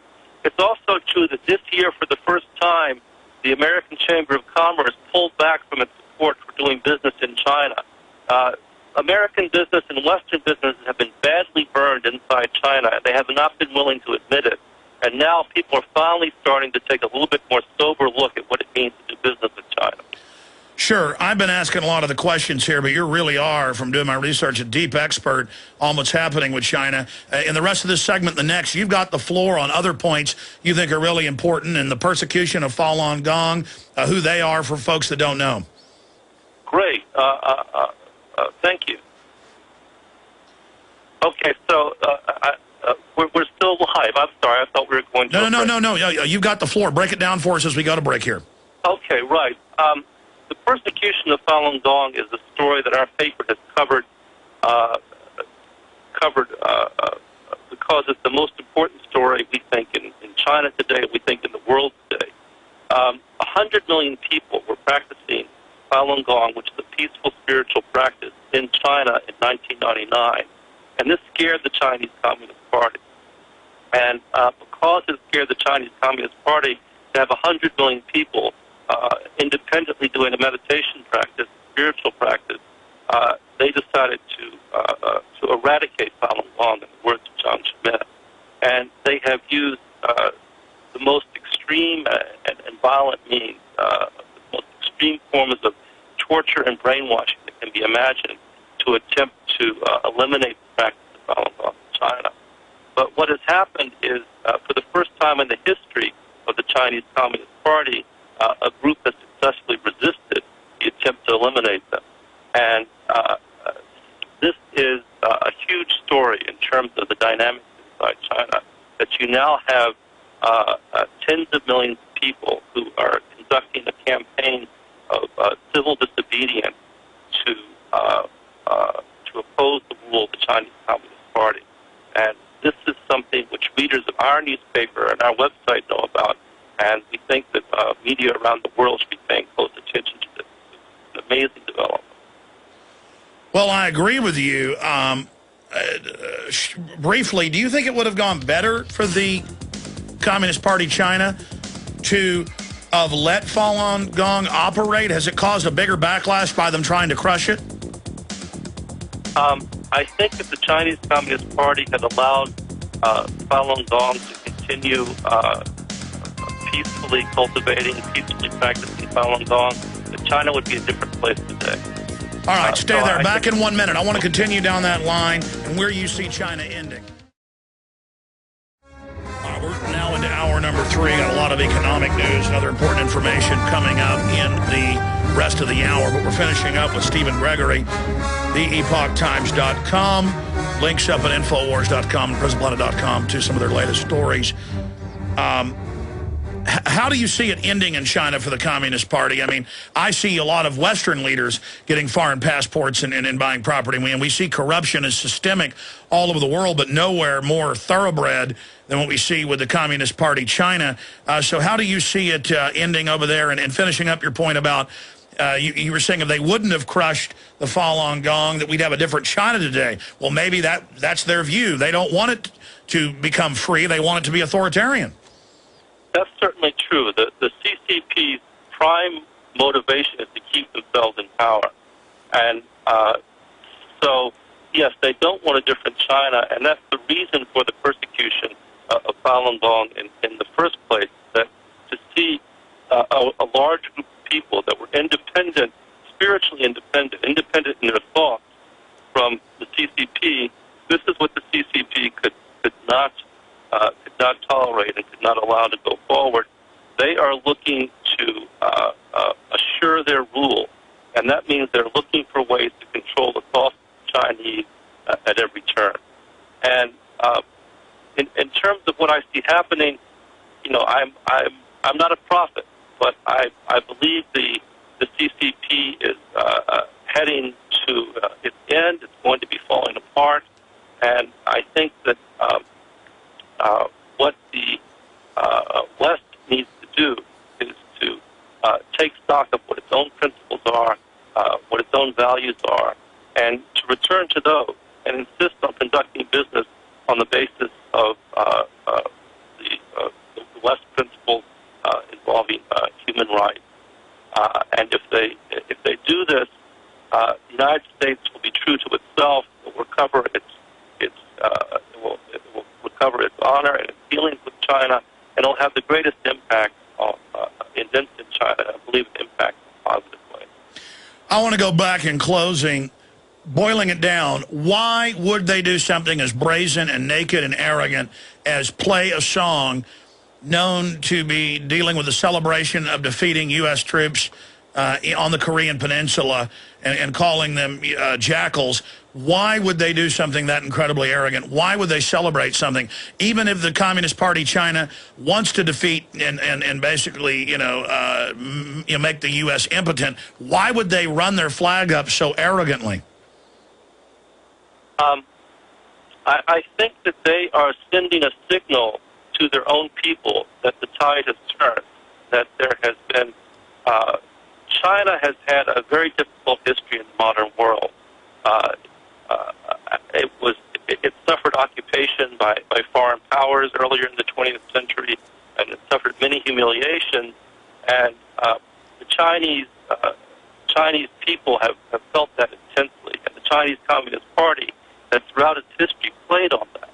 And so, by playing this song and by allowing this song to be played in the White House, the Chinese Communist Party is sending a signal to the Chinese people that things have turned, things have changed, that the Chinese Communist regime is now getting the upper hand.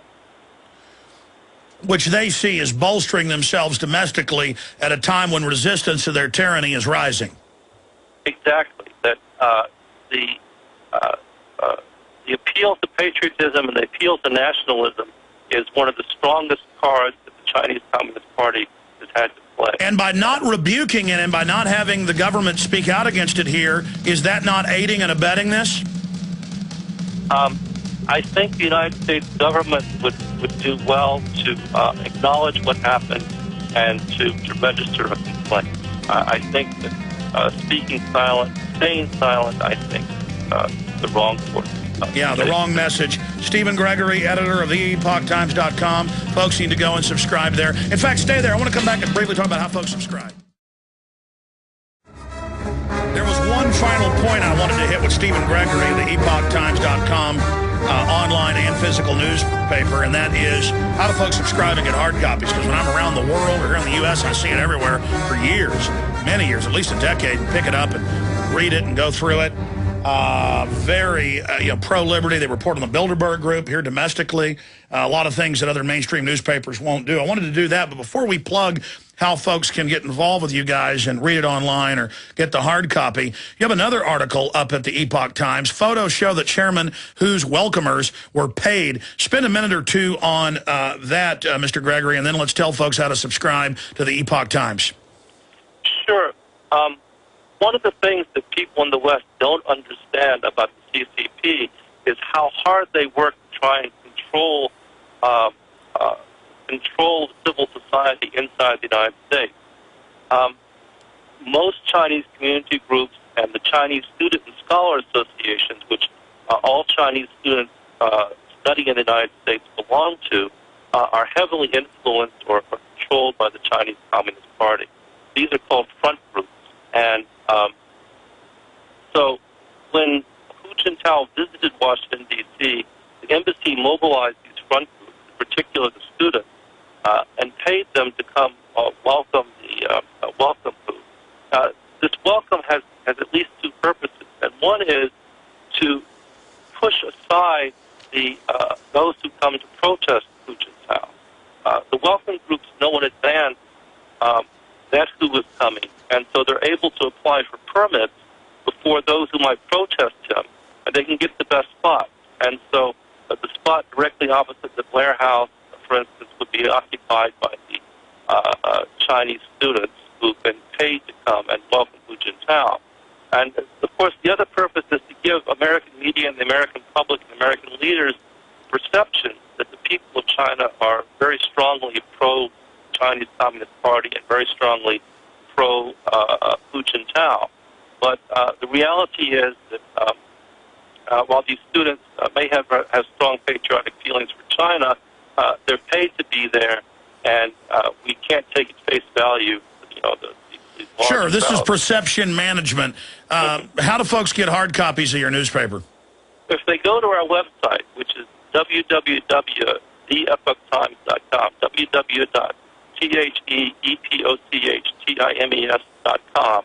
In the top right-hand corner of the website is a tab that says Get Home Delivery, and if they click on that, then they can enter their zip code, and we will get back to them about establishing home delivery. We are in major cities around the world, but we don't have the wide distribution, U.S.-wide distribution that we hope to. So, but in any case, click on Get Home Delivery on the website and all right, get in touch with us. Thank you. All right, sir. Good talking to you. Thank you for joining us. Thank you so much, Alex. All right, take care. Oh, there goes the editor of the Epoch Times. And again, I've seen him cover Bilderberg Group, the New World Order. I've seen him cover it all. They were the only paper on the East Coast 3 years ago when I was at Bilderberg covering Obama being selected there when Hillary and Obama disappeared for a day and no one could find him in D.C. And they loaded up the Obama press corps and flew him to Chicago, closed the door. They said, "Where's Obama?" We knew where he'd be at the Bilderberg Group meeting. We were there. And the Epoch Times was also there. So certainly a lot of great stuff and trying to support alternative media. That's our job, and that's why I'm promoting what they're doing. Doesn't mean I agree with 100% of it, but overall it's very, very exciting.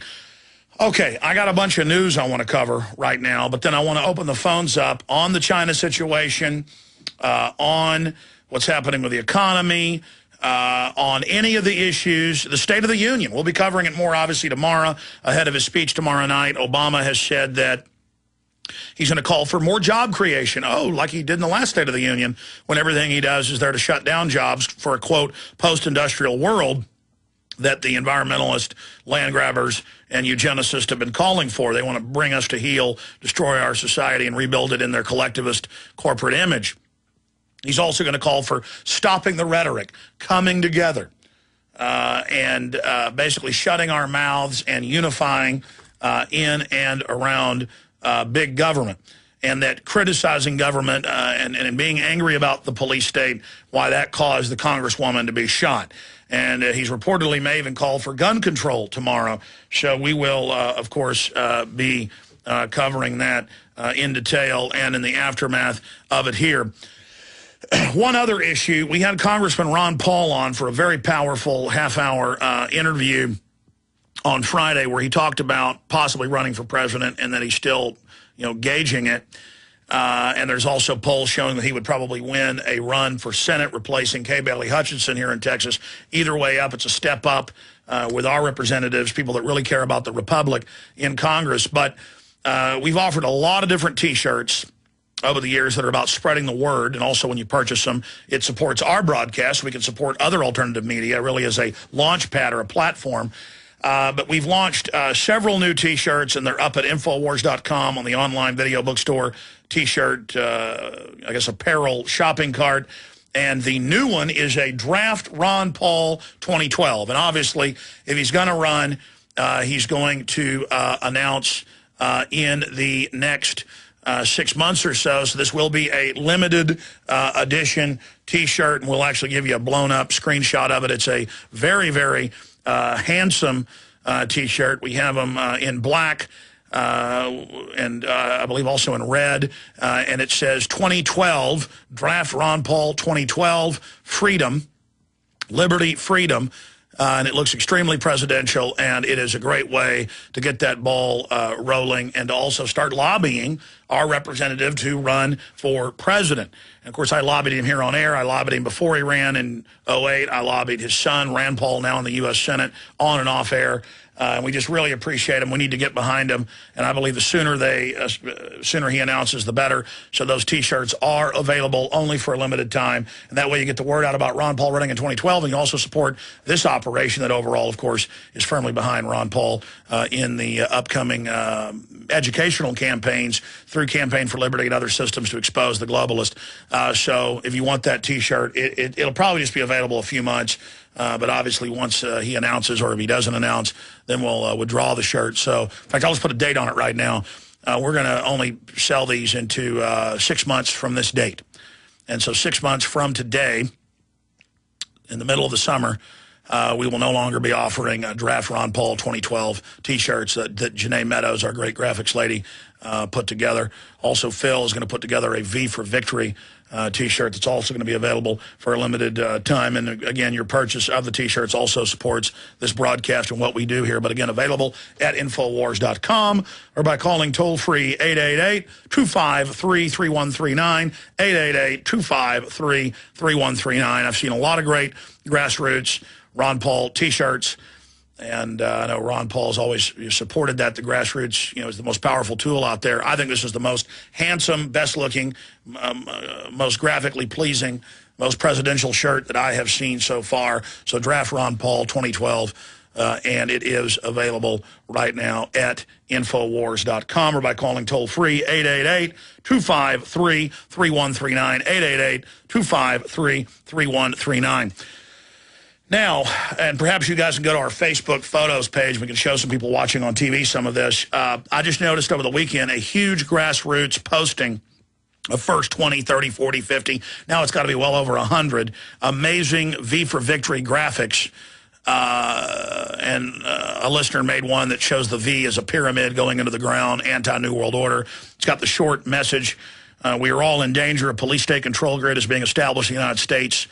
And now is the time for all lovers of liberty to stand together and speak out against the growing tyranny, destroying our republic. We will be victorious against the New World Order. We will protect our rights and our as human beings. Post V for Victory flyer to warn others and to show your peaceful resistance. You are the resistance. Infowars.com. And there's a lot of other countless ones. I mean, literally, I couldn't even look at them all. There's so many. We've got a lot of different Facebooks, both fan Facebooks and the official Facebooks. But if you click on the Facebook icon that's on the article pages, you'll see the print icon, the YouTube icon, the podcast icon, the PrisonPlanet.tv icon, the Twitter icon, the Facebook icon, the shopping icon. You click on that F, and it'll take you to the Facebook, and you click on photos, not profile photos, but regular photos, and it's over 100 that are incredible. Phil and I put together the one, Thursday evening in about an hour. Phil did a great job. People have taken that archetypal V for Victory. Some of the detractors, I mean, if we used an American eagle, they'd say it was fascist. If we used a circle, they'd say it was occultic. A V, I'm not too familiar with that being occultic, but whatever. I mean, the point is there isn't any image out there that hasn't been used by people for something bad. The Native Americans love the swastika, so did the Indians in India. Doesn't mean that, obviously, we're not going to use a swastika because that symbol has been fully taken over and used for nefarious purposes. The V is the French resistance to the occupation of the Germans. That's what it means. But other folks have made it R for resistance. Those flyers are up there with the Infowars.com on it. I think that's great. Whatever stands out. But we've got to pick some type of iconic symbol, something there so people can see what's happening. I mean, it's kind of like the Obama poster. That hundreds of newspapers, hundreds of TV stations, hundreds, picked up and covered, and had a huge, giant effect showing that Obama isn't our God, isn't our king, taking this image of him as our messianic savior and pulling that down. This is about people saying, what's this V hanging there on that lamppost? Or what's this V, left here in the coffee shop? What's this Infowars.com? Let me learn more about this. There's a police state. It's a way to get discussions going. And that's why we're doing it. Now, separately, there's the answer to 1984, the 1776 contest. Obviously, the answer to the 1984 society is the liberty of 1776. And that's a separate video contest to counter the TSA Homeland Security contest they're having for citizens about getting us spying on each other. That contest for $10,000 is to respond to that. All right, coming up, Drudge Report's got it as one of his top links. Google seeks to weaken search engine ranking of the alternative media. That's what this really is. Then I'll go to your phone calls. The toll-free number to join us is 800-259-9231, 800-259-9231. And listen, I love the Obama poster that was so successul. Watson had the idea of the French resistance in V because it was so successful against the Nazis, saying we don't like being occupied, and to show that there was solidarity against the police state and to get people talking. If you want to come up with better ideas, and I'm sure you can, send them to Infowars.com. Send it to contest@Infowars.com. And we'll try to get it up on the site. The problem is so much is coming in. We posted a fan listener version of our V that just had Infowars.com in a short message, and it says, "You're not alone. You know, we're standing up. We're everywhere. We're the people. You know, we are Legion." I got like 30 emails, Aaron said, saying, "We are Legion. That's what the devil says." Whatever. You're gonna. Like, the devil said everything. You know, I mean, if the devil says pink elephants, I can't ever say pink elephants. The point is, we're the majority. We outnumber the globalists 1,000 to 1. So I didn't make that. A fan made it. There's hundreds of them on there. Anybody that's on my Facebook can go in there and post it. It's not my fault. We've got in this article by Eric Blair, we've got a symbol of Google with a tail and a pitchfork. We're saying Google is the devil. We're not saying we're with the devil. Again, it isn't about that. And I expect in the next few days to start seeing newscasts, news articles about this. You can do letters to the editor about our V for Victory campaign, because I'm getting a huge buzz, hundreds and hundreds and hundreds of emails an hour, comments everywhere. As I said, hundreds of different graphics being sent in, over 100, and I quit counting after 100 on our Facebook image page, just one of our Facebooks. It's just pouring in. I've talked to multiple people in the office whose friends they didn't even know were listeners of this show, telling them, "Have you heard about this V for Victory campaign to say no to the globalist takeover, no to the police state, no to the banker bailouts, no, no, no, no, no." So it's really already having a big effect, reaching people individually all over the country. I've gotten emails and reports about people who didn't do it themselves, seeing them in shopping malls, on telephone poles, on light poles, and wherever you do it where it's legal and lawful. But the point is, get it out there publicly, because it's great to get the grassroots and people here and there seeing it. That'll have a big effect. Then they'll find Infowars.com, the audio streams, the free videos, the guests we're having on. But I want more than that. I'm not even looking for folks overall to go to Infowars. That's just ensuring somebody gets some good out of it, you know, to actually see the truth. I want to get the media reading the caption about the police state to have local debates about it. When you start getting a chain reaction of newspapers and TV covering it, that's where it can reach tens of millions. I mean, I talked to people in New York, in L.A., in Florida. I saw it all over Texas, a whole bunch of newspapers just where I live, England, Japan, the Netherlands, Germany, Australia, New Zealand. I mean, all over the place, these videos came in. And so we're separately having the answer to 1984 is 1776 contest. I announced that a week ago. We officially launched it Friday. And then it was just Thursday night we had the idea. Paul did for this V for Victory. That's a separate operation, but you can mix that in with the videos of demonstrating, of protesting, or soap opera style like TSA's putting out in situational ethic type situations. Making videos of any way you want, using your creative spark to expose the police state, to expose the Stasi society, to expose the DHS and TSA now rolling out on the streets of America, not just putting us in radiation fryers and sticking their hands down our pants.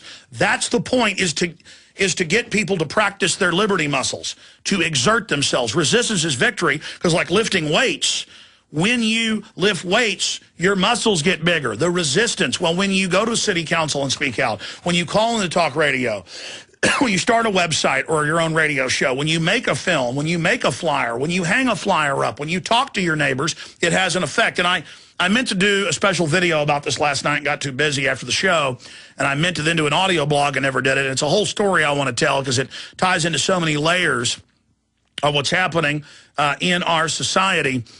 But I stop at red lights and tell folks to tune into local talk radio that carries my show and others. I, at the gym, talk to people who are lifting weights if they talk to me, and talk to the lady at the front desk. I talk to people at the gas station. I talk to people at Target. I talk to people at the grocery store. I mean, I talk to people. And I talk to them about what's going on. Nothing is a substitute for that. Nothing is a substitute for actually talking to somebody. And if you want to print up, you know, V for Victory cards, business cards, and hand them out, whatever, nothing can stop the grassroots. And so we have a TSA protest. Look what it's done. Biggest news story for over a month nationwide. Huge resistance mounting. Congress moving with legislation to block it. We have other demonstrations, other events. It shows the people their power. Even if they shut the media and the internet down, you can still hang flyers up in your town saying, hey, we've been occupied, we've been taken over. We're gearing up for full occupation and the resistance of it. That's what all this is about. Stay with us. See, the system didn't like Jesse Ventura and his banned police state special on True TV at the end saying, You thought we had 50 states? No, we have 10 regions governed by people we didn't elect. You think you've got local police? They've been federalized. It can't happen here. It already has. By learning about the FEMA regions, by learning about the President's Governor Council that they admit is for martial law, by pointing out this grid that's been set up, we can then expose it and discredit it. And that's what we're doing here today. Let's do this. Let's go to calls right now. Then I'll get into this economic news and this Google censorship news that I really can't even do justice to in just a short segment. But Michael in Ohio, you're on the air. Welcome. Hey, Alex. Thanks for all that you do. Wanted to get right to the point. You know, it's really a pleasure to call a radio station and not have to be asked 20 questions by a screener qualifying me to get on your show. So thank you for the freedom of speech. Well, listen, Michael, that's true, but that's why there's a big lie on the internet that all our calls are fake and that we screen calls. See, it's the opposite, so they attack the fact that we do that because it upsets them so much. But go ahead. Yeah, I will attest to the opposite. You do not screen by any way, shape, or form. Thank you, Alex. Well, sometimes I do. Sometimes I do when I say, we got a guest on, a doctor in here about MSG. I only want calls about your bad reactions to MSG or if you like it. You know, so sometimes, but I'll announce we're having calls for the guest. But go ahead. Absolutely, so that you can stay on topic. That's understood. But, you know, upcoming Ron Paul candidacy, hopefully, we really need to get behind his effort to audit the Fed. This Federal Reserve System is the true power behind the international banking cartel that is stealing our sovereignty and our freedom, as you know. And we almost succeeded the last time around when he got, I believe, 320 congressmen to sponsor it with him. Yes. We really need to emphasize this more than anything. This is the beast within that we need to cut the throat of. And what really happened to Jesse Ventura and his show? And then I also wanted to ask you one more question. Well, that's a lot of important questions. I mean, I've made videos. I mean, there are videos on the web of the TV/radio show where I break down that they censored his police state episode and are now erasing part or all of them off people's DVRs remotely. That's now confirmed. And now Congressman Steve Cohen has come out and admitted that he put pressure on Time Warner, the parent of True TV. But that show is being censored. It just got too many viewers and was too effective, and then that's what happened. Okay, are CDs or copies going to be made available, or other? Well, I don't own the show, so I can't do that. I've brought that up too. Most TV series that are popular, they put out on DVD sets. You'd think they'd want to do that and probably make $5 million in stores everywhere, but they're not doing it. And so people need to call for True TV to offer it on DVD. Why aren't they doing that? I mean, it's a lot. Why, when the show was the #1 show out of the gates, did they move it from Wednesdays to the death slot on Friday nights? It was still successful. It's because we now know there's behind-the-scenes pressure. And I've been asked not to get into all of it because, you know, you work with people as a journalist, as a researcher. When they say, I'll tell you this, but don't share it, they don't want it shared. There's a lot more to the story, and I can't share it with you. Well, just my final question or comment, and I would like to hear your opinion. You know, our founders, Alex, gave us a remedy to keep tyranny under control. Aaron Burr was falsely accused in his day of crimes that he did not commit. He went before 2 common law citizen grand juries and was vindicated in both states, I believe Kentucky and Virginia, through the method of the citizen grand jury. This was stolen from us in 1946. The final nail in the coffin of the citizen grand jury ended in 1946. Do you see, and are you behind any effort to revive the citizen grand jury to act as a watchdog over tyranny in our country? Absolutely. It's always good to get citizens together. The problem is they send feds in a lot of times who then infiltrate and radicalize it to discredit it. But interesting points, Michael. They took our senators from us in 1913. Before you elected the legislature, and the senator, the U.S. senator, the 2 senators for your state, were a checkmate on the feds because your state then elected them via the legislature. They were selected, and they took that away. And so a lot of those checks and balances have been removed, and they've turned the regular county or state or federal grand jury into a rubber stamp of the prosecutors. It's all a big problem.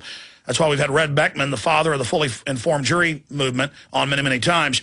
Let's talk to Roy in Texas. We got to move quick now here. Roy, you're on the air. Hey, Alex. About a week ago or so, I tried to get in and talk about this. You know, as much as I can't stand hearing anything that comes out of Mr. Maddow, Rachel Maddow's mouth.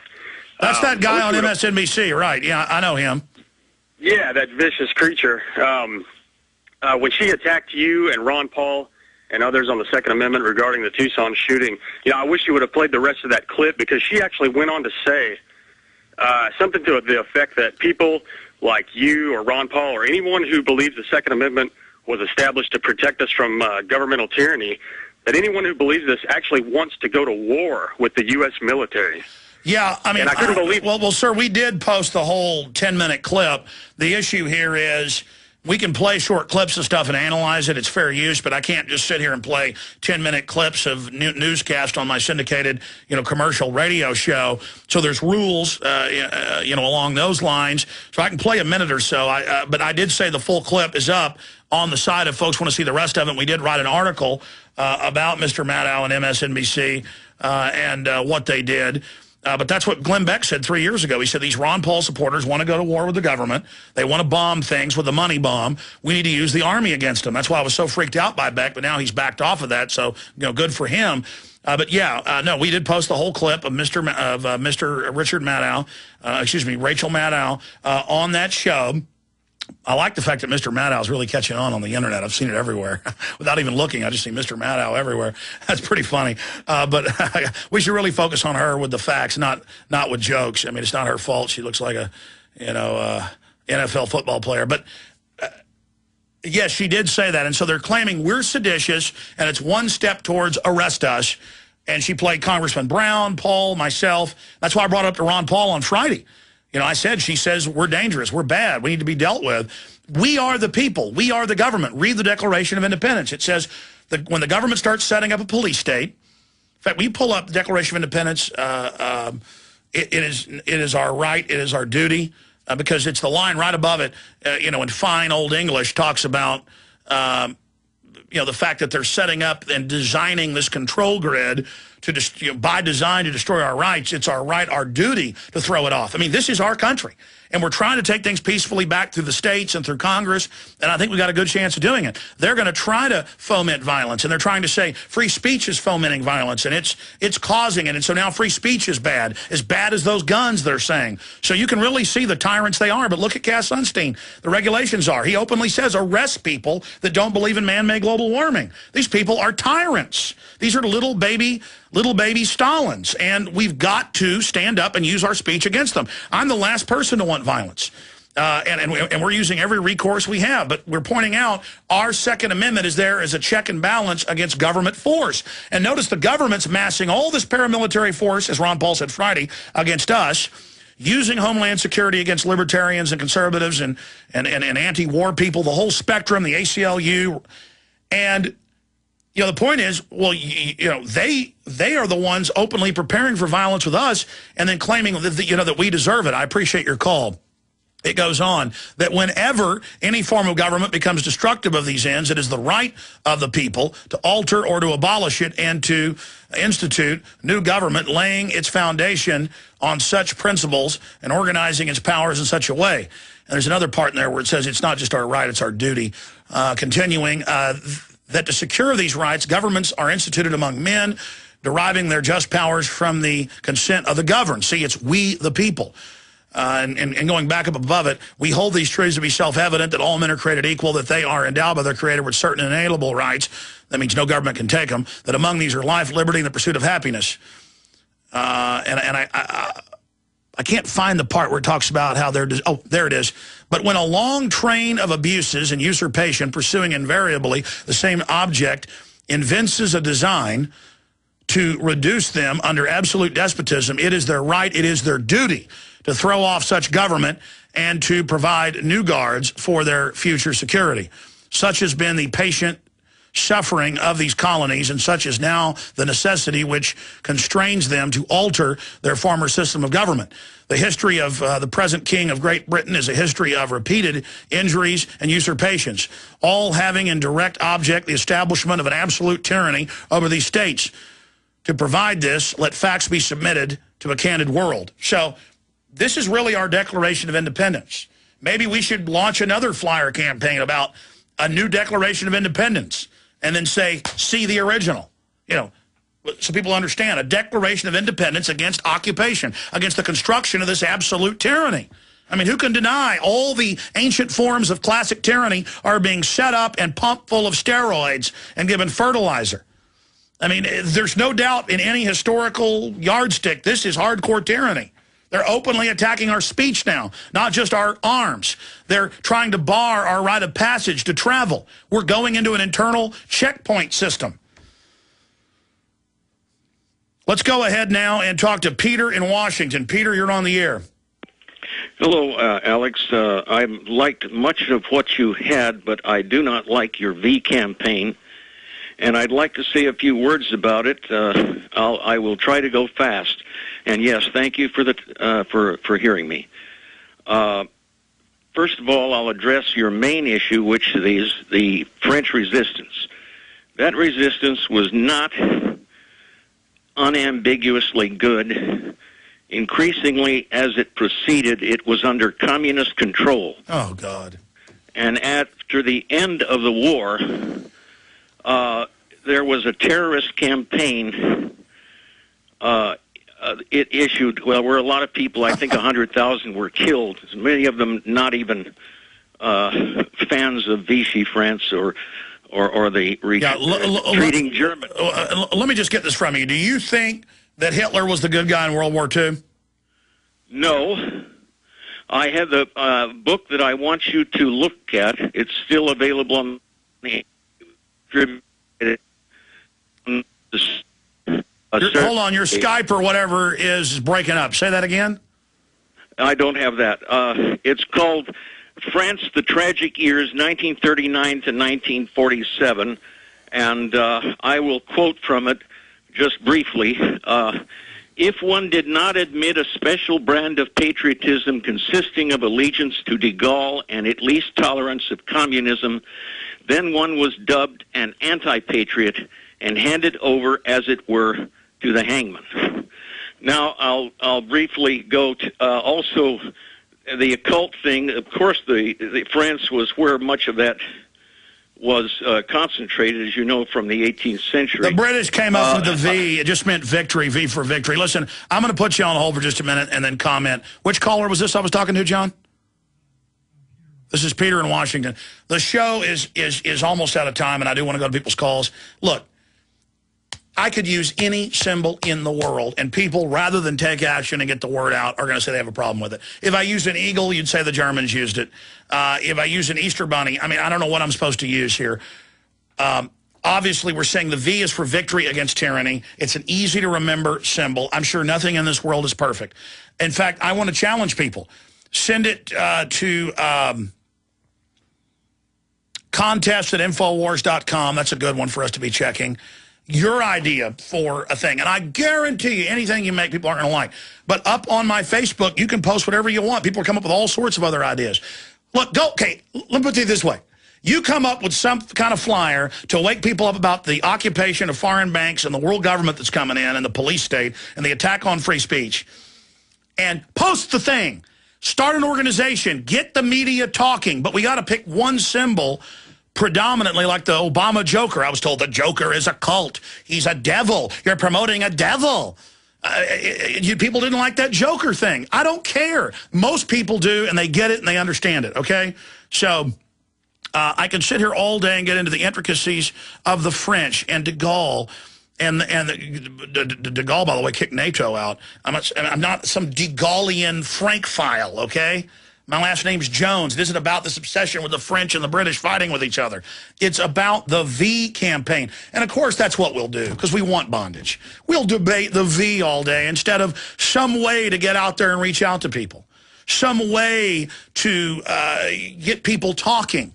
Okay, put Obama posters up everywhere again, saying he's a joker, and then a link to something explaining that he's a puppet. But see, we've already defeated that puppet to a great extent.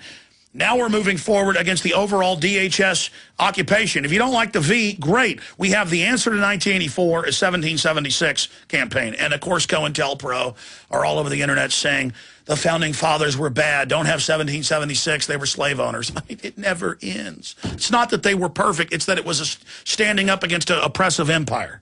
You're never going to find anything perfect in man. Then others spin it and say, oh, he put 1776 meaning French Illuminati. No, that's not what it is. The answer to the 1984 oppressive society coming in is the spirit of 1776. And you can take and twist whatever meaning you want out of that till the big fat cows come home. I'm going to continue to make films. I'm going to continue to reach. I've done films with pyramids talking about the New World Order and the pyramid symbol and they go, look, Illuminati symbols. Of course, I'm pointing out who they are. This is an upside down pyramid. It's a V. Man, we are, we are totally obsessed with infighting and nitpicking. Look, give me symbols better. But I guarantee you, we're promoting a whole bunch of stuff people are sending us. In fact, we were sent one that's a V with the devil down there with the St. Michael stabbing it. I'm sure that's bad now because I get attacked for being a Christian. Whatever. Knock yourselves out. Now, you got about a minute left because I got to get into this Google thing, and I promised to go to John in London. We may have to go into overdrive. Oh, boy. I got a lot of work to do after the show. But and I got into abortion in the first hour. It was really important. And now I'm bad for being against that. That's secret Satanism, and I'm against it. Judge a tree by its fruits, okay? And you know you're good, so you get out there and do something. Peter, come up with a better symbol for us, okay? A symbol that hasn't been used by somebody in history that's got a problem, okay? What do you say to that, Peter? Victory is resistance. VR. That's what you said, and that takes away all of that other stuff. That's what you said, and that was brilliant, and that's what you should use, not this other stuff that's locked in with a cult. What do you mean? Okay, say it again. I should do V for resistance? Or use No, V is R. Not V for resistance, VR. Victory is resistance. That's what you said. That's brilliant. Okay, well, people make the posters. We'll use it. Let's, I didn't mean to get in an argument with that guy. It just frustrates me. But this whole V for victory, V for resistance, I mean, I've seen some posters made, V for resistance, or you are the resistance. That's the whole message of it. The poster we made is V for victory, you are the resistance. And I'm talking about victory against the globalists. It's just get people talking. Believe me, the general public doesn't see a V and think the devil. I don't really know where that comes from, but I thought it's the number 5 in Roman numerals. But I guess everything's been used somewhere by occultists. I mean, if they use the color green, can I not wear that? I've worn green shirts before and said, "Are you a Muslim? You're wearing green." It's my favorite color's green. I mean, it's like an insane, I'm not saying the color's insane, but it goes to the insane sometimes of like grand inquisitors and witch hunts or something. I'm here fighting the New World Order. I'm speaking out against abortion. I've always found somebody who's really fighting abortion is on the side of good. And I mean really fighting it. But it isn't about me. What are you going to do about the New World Order? Instead of making it about Alex Jones, what are you going to do? What are we going to do? Just sit here and argue with each other and he's an agent, they're an agent, everybody's an agent? No, there's a lot of good people here. You know you're good. Take action. Man. John in London. You're on the air, John. Go ahead. So good to speak to you. Good to talk to you. What's on your mind? Yeah, I just wanted to say, first of all, that I absolutely agree with you with what you have to say about abortion. I personally started making a stand, knowing that abortion is an evil, is a known evil, rather than, you know, the things that we sort of discover. And it's only after that I started actually waking up to a lot of other things, like seeing your wonderful DVDs, like the Obama Deception. I had to watch that repeatedly. And really, that opened my mind to a lot of things. But another thing that I wanted to mention is in today's Daily Mail, there's an article written by a man called Peter Sissons, who was a BBC reporter for about 20 years. And in this article, he mentions that the BBC did a trial run for announcing Diana's death prior to her death. Well, she made a video saying Prince Charles said he was going to kill her in a fake auto accident. Yeah, that's amazing how these things come out, and you know, and they're putting it all out in the newspapers for us to read, just like that.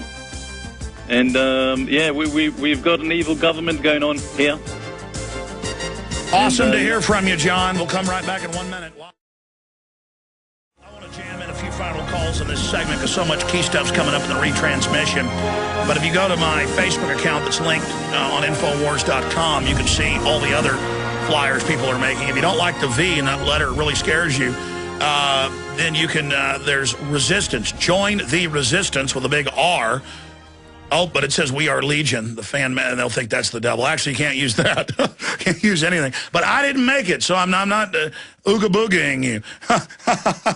Maybe we can use the one with St. Michael killing or stabbing the devil with V for resistance. Now they'll say that's satanic, too. I guess it's got a devil on it. So don't use any of it. Just don't do the contest. It's all over. Don't even do the answer 1984, 1776. Don't stand up against Homeland Security brainwashing people with their own contest to get videos produced by the citizens about spying on each other. Just everything's the devil, so just give up, and that's the end of it. Of course, I'm being sarcastic. Let's talk to Sovereign Space in California. You're on the air, Sovereign Space. I think that's happening is about jobs and money, and that's all it's ever been. So if you want to save the dollar, then you're into government. There's no good, bad government. That's what it stands for. Okay, ma'am, I appreciate your call. You call every day on a different name, and it's not that we're ignoring you, but we get about 100 calls a day from you here at the office, and I just can't handle it. Thank you, though. Let's talk to Tony in Seattle. Tony, you're on the air. Go ahead. Alex, thanks for all you're doing. You're leaving a positive legacy. Well, I have kind of an announcement, I guess. I'm a soldier, incident commander for hazmat and mass casualty in Washington State, EMT 15 years. About 4 months ago, I watched one of these DVDs on police state, and I had a great realization that 3 years ago, I was in one of those trainings. And it was hard to assimilate that. But in Washington State, what they were doing was a mission evergreen. And all the civilians were doing their jobs, the EMTs, the airport fire, all that kind of thing. We were doing something different. And we were to escort the top politicians from small industrial airports to shelters that we didn't know of. That wasn't the scary part. The scary part was I'm the hand-to-hand instructor. And when they're asking us to do role-playing on taking citizens off the street who are saying, I'm your uncle, I go to your church, I go to your wife's school, what are you doing to me? And we said, hell no, what this is, what is this about? And the other thing was we had several forces that were there. We didn't even know what the hell country they were from. Yeah, let me stop you. I've been to many urban warfare drills where they're practicing putting citizens in camps and where the troops train with foreign troops with role players saying, I'm your father, I'm your uncle, we have rights, don't take my guns. And you're saying you were in one of those training drills. And what I'm saying today is if you're an officer, if you're a fireman, if you're a security guard, be wary. There's going to be a point in time when you're going to have a pivotal moment when you're standing there in your uniform and you're going to have a deep realization. Please listen to me, people. Tell anyone you know that are in these categories of jobs. They're going to have a stark realization that they are part of the big deal. They're going to have a choice to make. Either lay down and go home or fight back or whatever they do. But don't give in to it. But you're saying you weren't aware of what was going on at the time. It was later when you saw the big picture that you understood. But, I mean, were others questioning, why are we training? No, I questioned it then. Oh, good. And what happened was there was 6 of us that were very specialized. I was a bodyguard for top-ranking military. That was my job. There's only 1,600 of us in all the services. My military card says indefinite. I cannot separate. Okay, I'm one of those. And when we came back, and I have a great relationship with the 06 colonel, I worked with him every day, and I said, sir, what the hell's going on? And I also said we brought guys all the way from the eastern side of our state to do this exercise. And when any of them were questioning what was happening, they were put in their barracks and said, well, we don't need you anymore, this drill. And they sat there for 3 and 4 days on their phone. You know what they were doing? They were finding out who will go along with the martial law and who won't. You know what? This is so powerful. This information is so important. We're going to come back and continue Overdrive briefly with you and finish up with you, because I was going to get your number and have you back on, but I've been there. I've seen the training. I want to give you the floor for about 5 minutes. When we come back, then we'll join the retransmission as it was going. Stay with us. We'll be right back. We're live, ladies and gentlemen. It's 2:08 Central Standard Time in 35 seconds, the 24th day of January 2011. And if you weren't tuned in earlier, I've gone into overdrive because Tony in Seattle was in the military as a bodyguard. They were doing drills, and we actually haven't. They're not secret, but they're never really been aired on television. Government training videos back in the 40s, 50s, 60s, 70s. We've even used a few clips of them in our films, well, in an upcoming film, where they were training under nuclear attack to move the mayor, the county commissioners, others, local Congress people who are in town, who aren't in Washington, into secret bunkers. And that's how the feds federalized them. Oh, the feds are here to help. But then I've been to countless, many, many urban warfare drills where they have foreign troops with Marines, Army, National Guard. They're doing gun confiscation. They've got hired role players screaming, I'm your uncle, I'm your dad, I'm your mom. Don't take me to the camp. I've got a right to own this gun. We've got that in Police State 2000. Video I shot. And I remember playing that in 99 in Police State 2000 on local access TV, and it going out on VHS to people and getting letters and calls saying, you hired that Coronado troop ship to land. You hired those warrior fighting vehicles. You hired those foreign troops. That's not real. And I remember Rick Linklater, the director, saw it, and I told him people didn't believe it was real. And he goes, well, I know people in California that saw it happen. He goes, this would take $20, $30 million to shoot one of these scenes. You would win an Academy Award for this. Of course it's real. And it was on the news.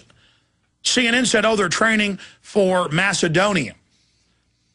It was in the newspaper that it happened. My film had the news articles on, still not real. That was 12 years ago.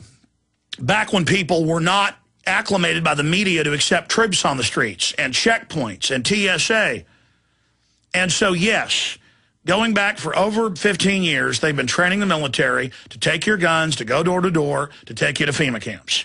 And you notice they didn't bring food or water in for 5 days. They wouldn't let folks walk out on the high and dry highways in New Orleans. They went to the richest areas, high and dry. The poor areas are down low generally in New Orleans. Multi-million-dollar homes, and went in and busted open gun safes and took people's guns while they were home and put them in handcuffs.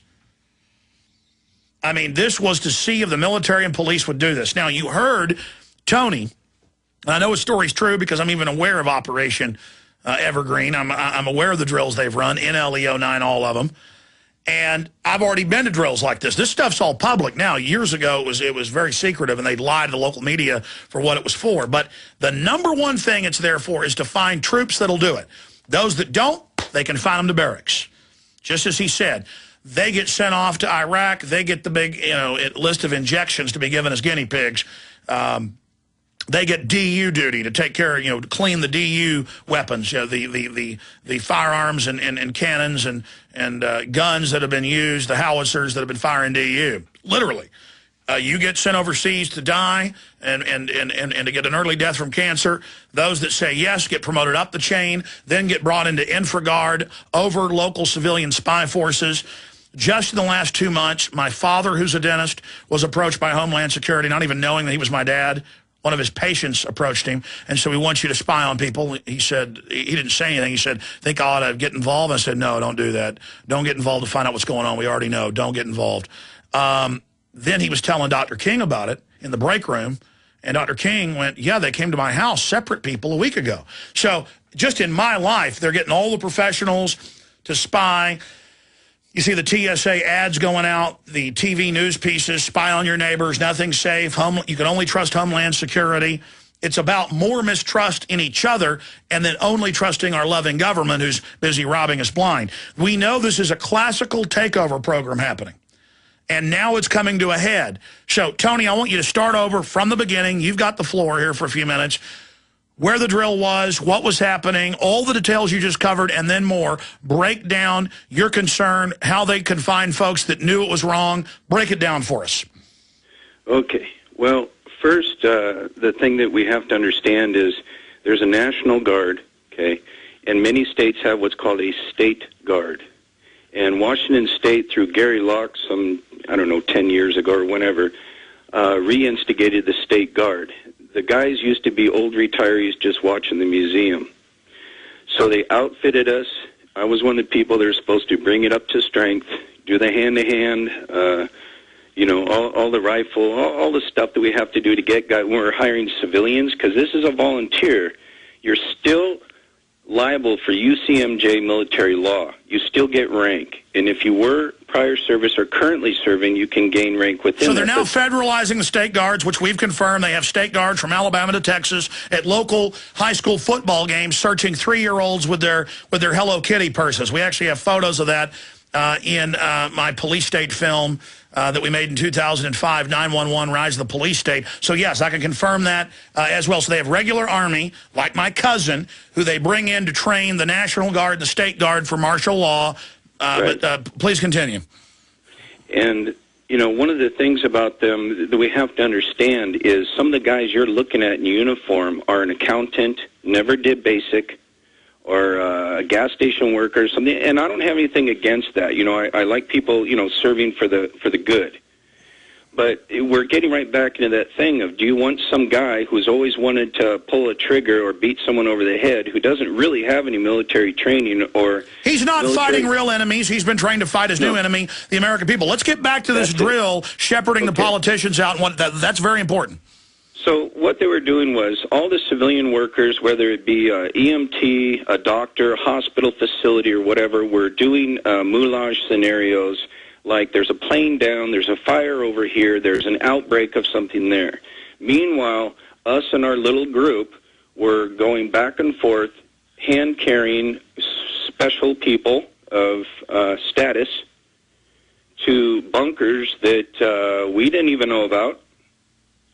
And when we had gotten back, I asked the colonel about that, and he kind of had a slight eye toward me, like, why are you really, asking? But being one of the senior NCOs and in charge of half the platoon, I need to know what's going on. And then when we went back out the next day, the second day, they started doing these moulage scenarios of taking over school kids, colleges, people out of their truck driving down the street, searching and doing all this. But I wasn't training those people. And what I noticed was the civilians, the role players, they're not real civilians, were saying things like, why, I know you from church. Why are you doing this? Or, I'm a good guy. I don't have anything here. Why are you, arresting me? I work with your wife. Why are you doing? I'm an American. They're gearing these people up to just dissolve that bond, commonality, knowing that that's wrong. And that's what the 9,000 locations with telescreens saying don't trust your neighbor are. They're really gearing up. They actually could drop the hammer now. We're entering, years ago I said, look, it could take decades. Now we're here. No. Absolutely. So they're training them to take people out of cars, load them on Army trucks. Yep. And the other thing is their structure is this: locate them, obtain them, bring them to the quarantine area, and then they go to the docks where the trains are. Mm-hmm. Okay, I know, and on top of this came out in Model States Health Emergency Powers Act. They'll use any excuse to drill, trying to get local police and firemen to round up people for forced inoculation. The problem was they wanted to shoot them up with smallpox in 2002, so they said no, so they couldn't even do it. Now they've told them, okay, you don't have to take it, but you're going to make everybody else take it. And now they have the clergy response teams. We got the internal documents 3 years before it was mainstream news. People couldn't believe it, training the clergy to tell their flocks to go to the FEMA camps, to turn over their firearms. It's of the Lord, Romans 13. We've only got about 2 minutes left in this segment. Finish up with the military that said no, what happened to them?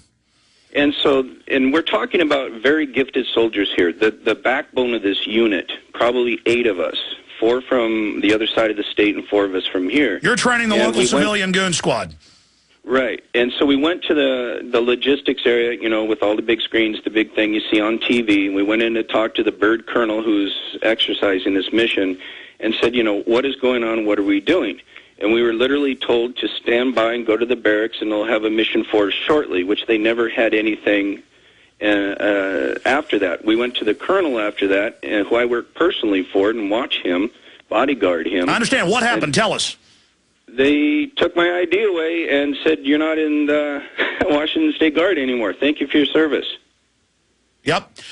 And again, they're looking, it's a drill, just like with TSA. They go, is the radiation dangerous? Is this violating rights? Boom, you're out. They're finding the dumbest. That's why they won't hire cops under over 100 IQ now. And we got a minute left. Any other tidbits? Got to tell you this real important. Okay, now let me tell you this. They retired me early, okay? And so then I went into the voc rehab program where you get trained for a new position, okay? And one of my colleagues that I went through the 3 years of the school with that was an airman who was physically at NORAD who was told to stand down. And I tried to get that to your producers, but here's a great kid, and I've known him for 4 years, and he's a hell of a good airman, 4-point student. Yeah, what happened? And what they do is the guys that they told to stand down during 9/11 were obviously, you know, a miss. They're like, hell no, you know. Forget it. You know, why aren't we doing anything? And you got top brass in there from all forces. So, you know, they're having to stay, you know, in line.